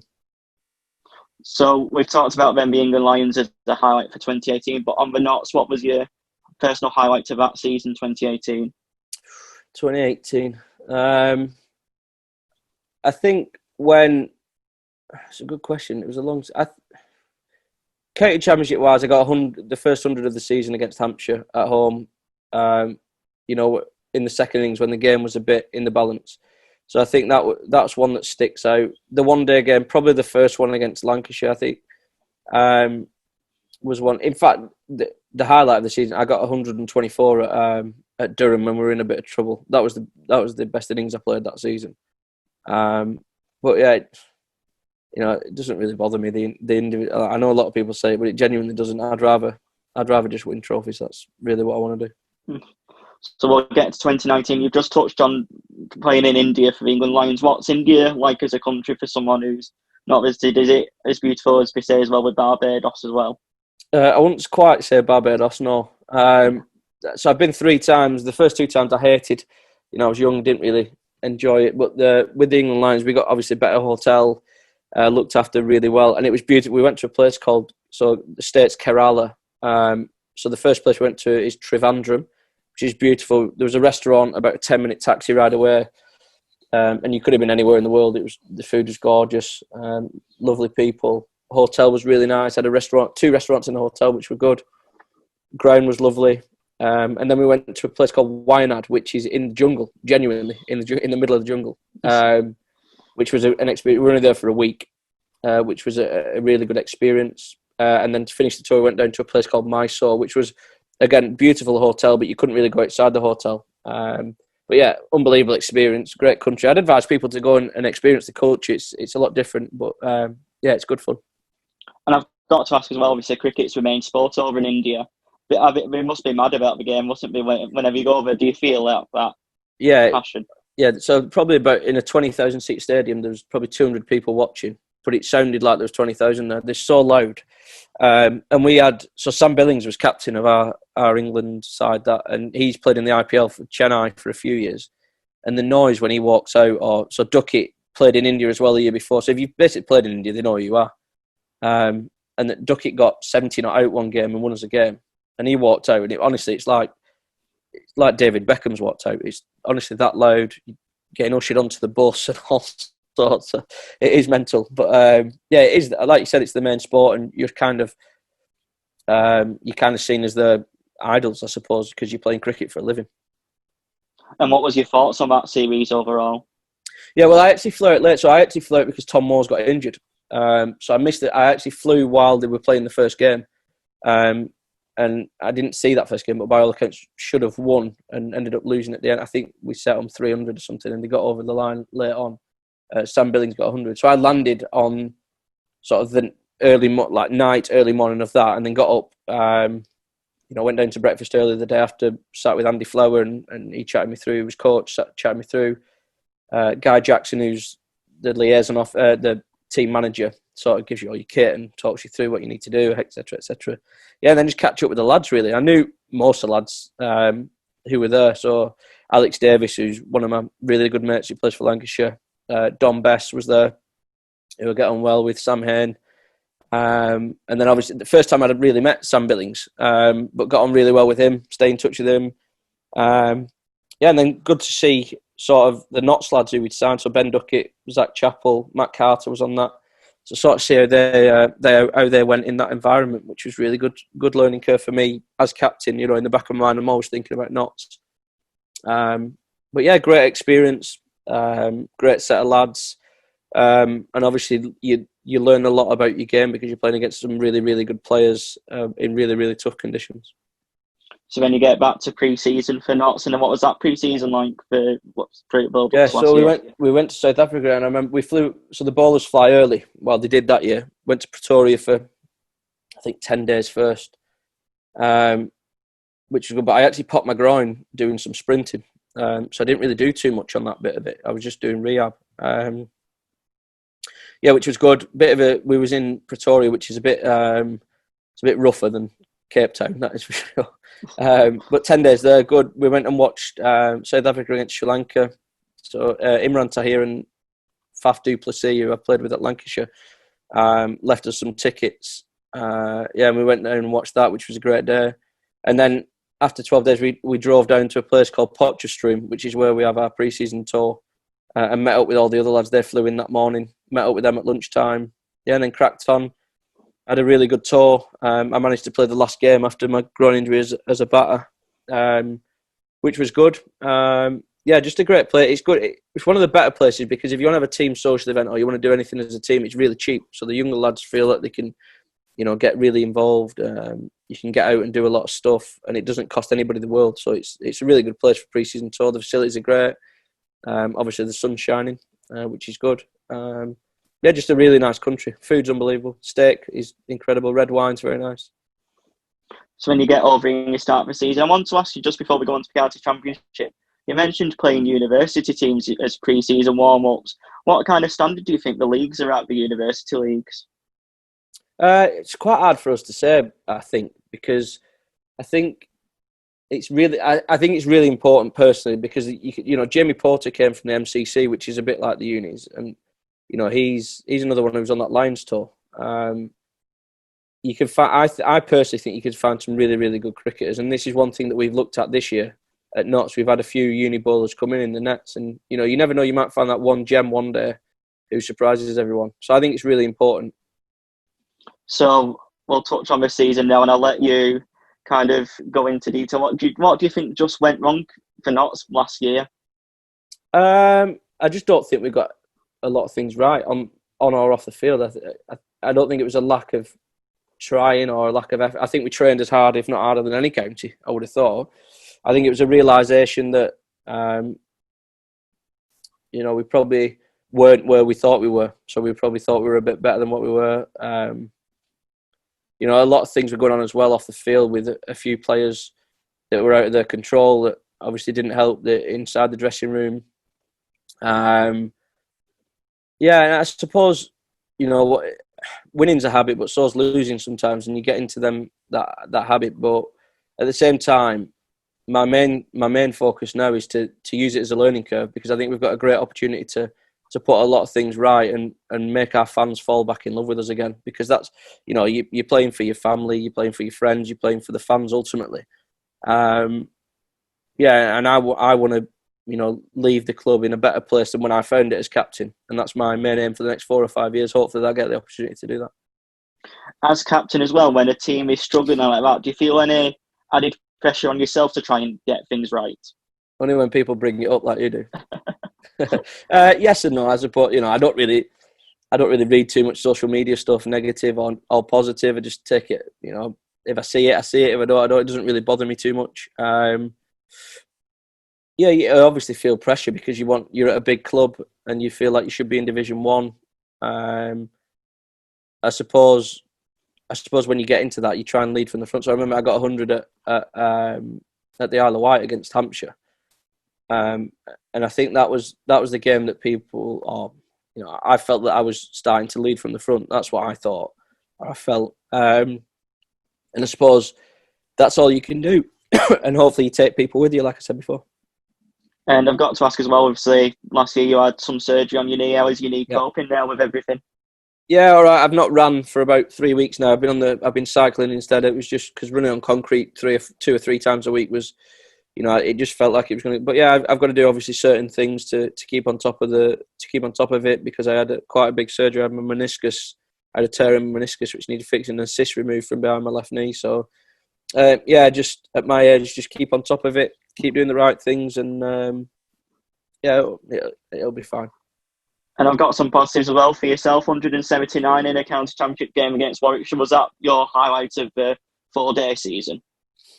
I suppose on a personal, but not really. It didn't really matter. We lost the game. Again, didn't really matter to me.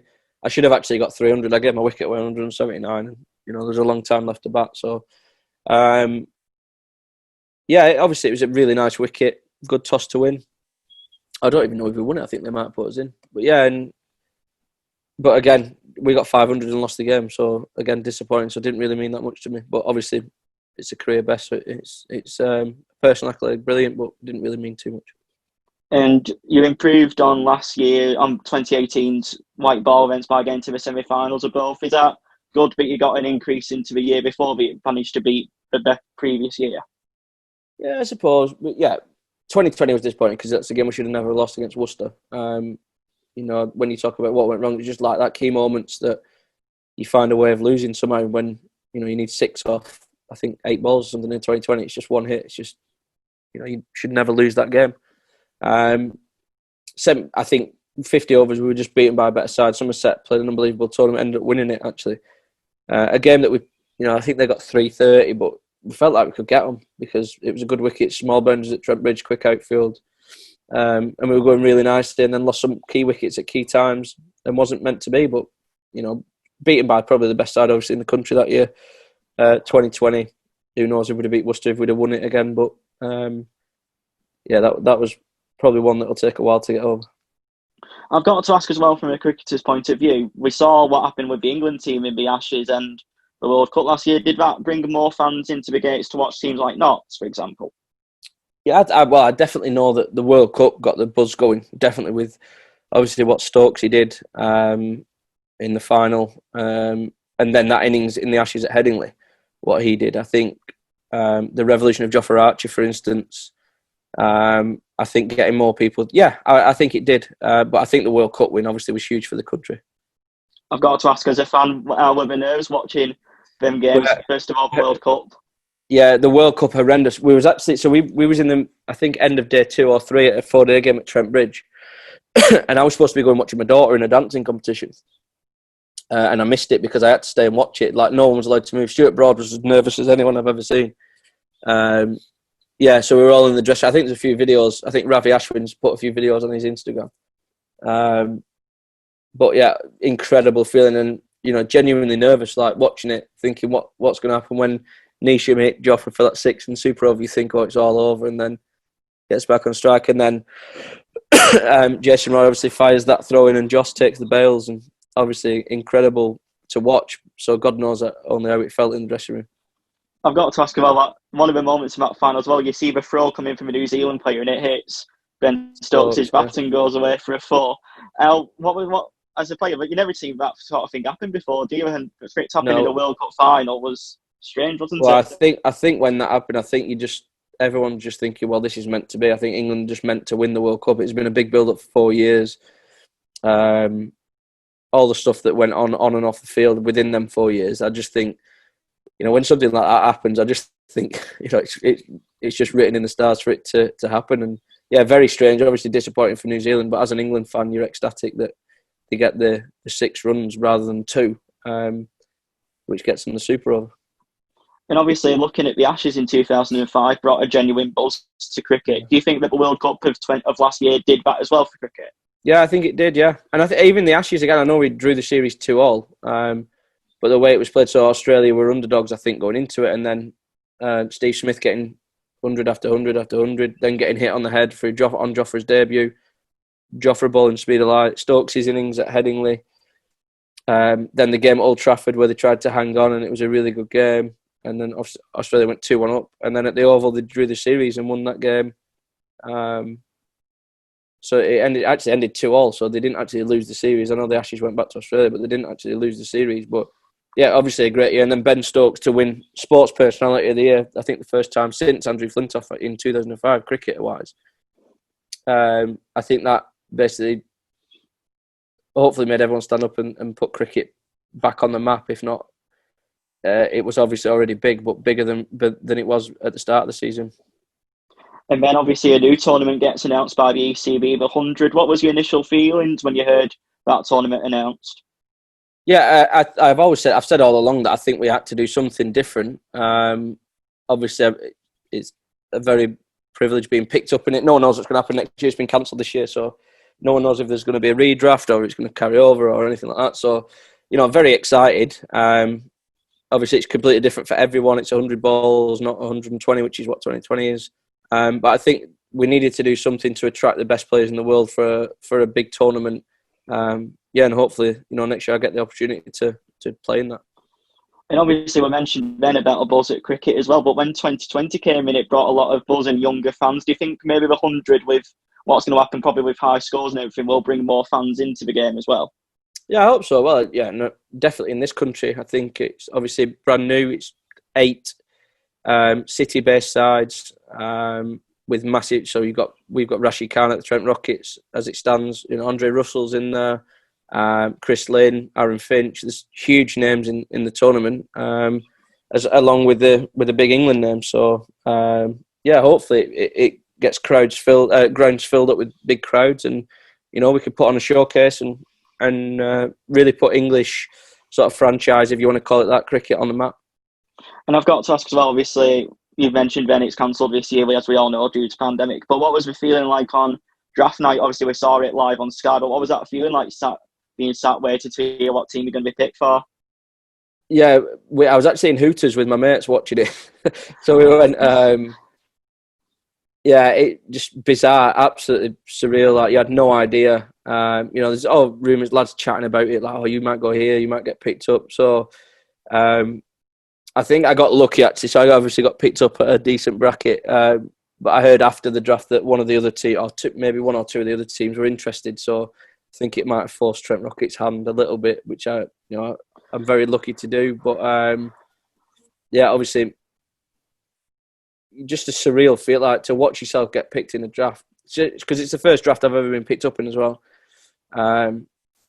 Surreal feeling, hard to explain really, but hopefully I get the chance to play in it next year. And obviously Trent as well, your club as well, back at Trent Bridge. Is that a nice feeling knowing that it's at home, it's a ground that you know all too well? Yeah, and to play under Stephen Fleming, who's a Notts legend, got a proven track record of doing well in short format cricket with Chennai Super Kings in the IPL. I think to play under him, I've heard a lot of good things about him. He's got this. So if you look at the side, Trent Rockets have picked quite a lot of local lads. So his beliefs are, 1%ers that they know the ground a bit better. They can get to sleep in their own bed. Little things like that help. Hopefully for 3 or 4 years that we can keep a nucleus of a squad together that, can win a couple of trophies. And obviously then we get pre-season this year was halted due to this coronavirus pandemic, and it's just been announced that the season will be starting on August the 1st. So when do you guys go start back training again? Yeah, we actually start tomorrow. So 1st of July. So there's like 4 different groups, so 2 in the morning, 2 in the afternoon. You're only allowed a certain amount of people at the ground. We've got our own seat in the stand that you have to stay a certain distance away from people.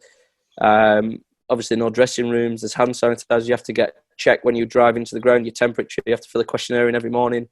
So a lot different, but at the same time, everyone's absolutely buzzing to get back. Can't wait. And just obviously looking forward now to, I think next week there's a decision on what formats we're going to play. So obviously we get this week's training Wednesday, Thursday, Friday, get the cobwebs off, go and enjoy ourselves. And then hopefully next week we can start planning for, hopefully trying to have a crack at winning 2 trophies.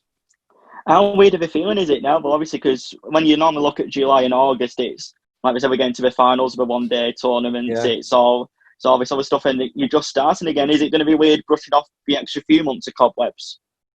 Yes and no. I think you'll see a lot of excitement. So I think it'll just be like a pre-season, but a shorter version of one.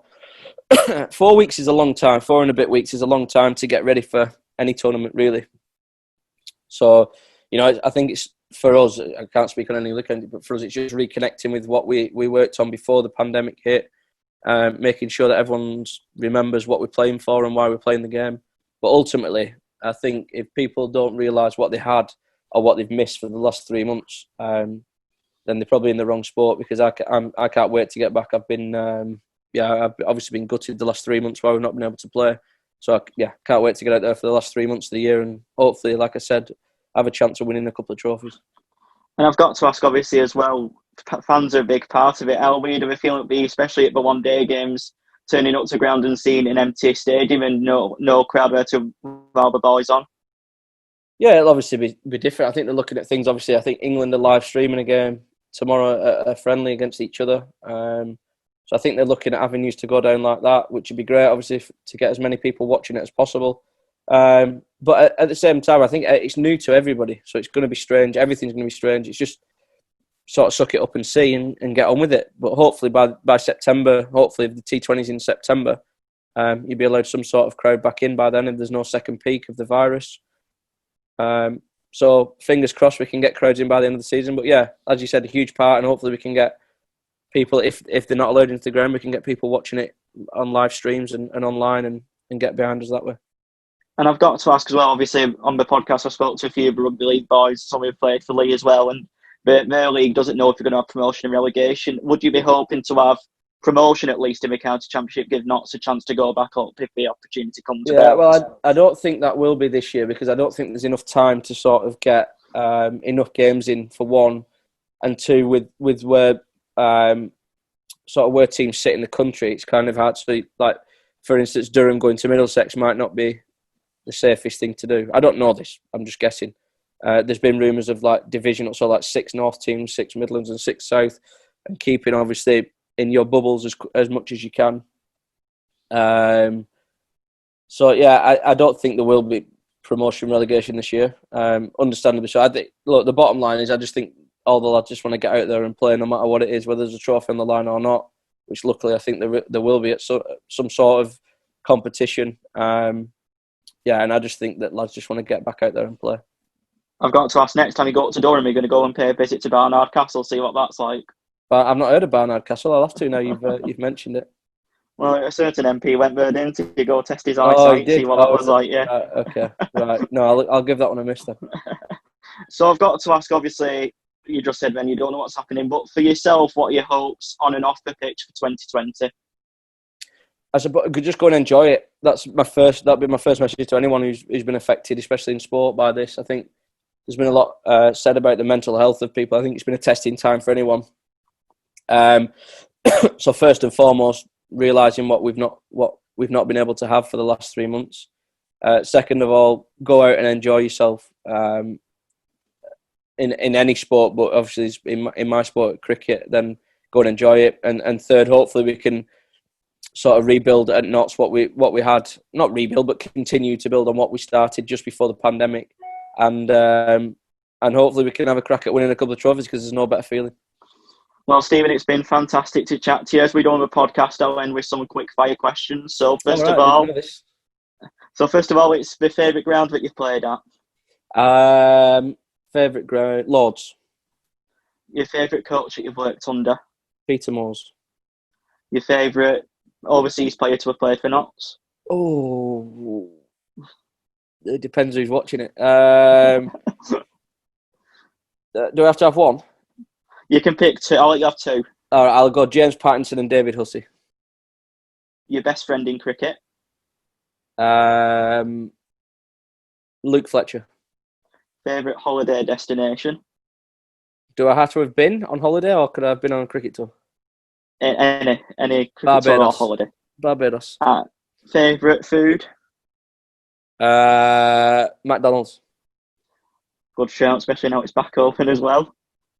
Well, and I'll say sushi, healthy option. And lastly, favourite sport outside of cricket? Rugby league. Yeah, rugby league, and obviously Lee Centurions. Yeah, I'm sure all the League fans will be happy to hear that, and I'm sure all the Notts fans will be happy to hear about your career. So, Stephen, thank you very much for coming on to the Taylor Talks podcast, and good luck with you for the rest of the season on and off the field at Notts as well. No worries. Thank you very much for having me. Thank you very much. Cheers.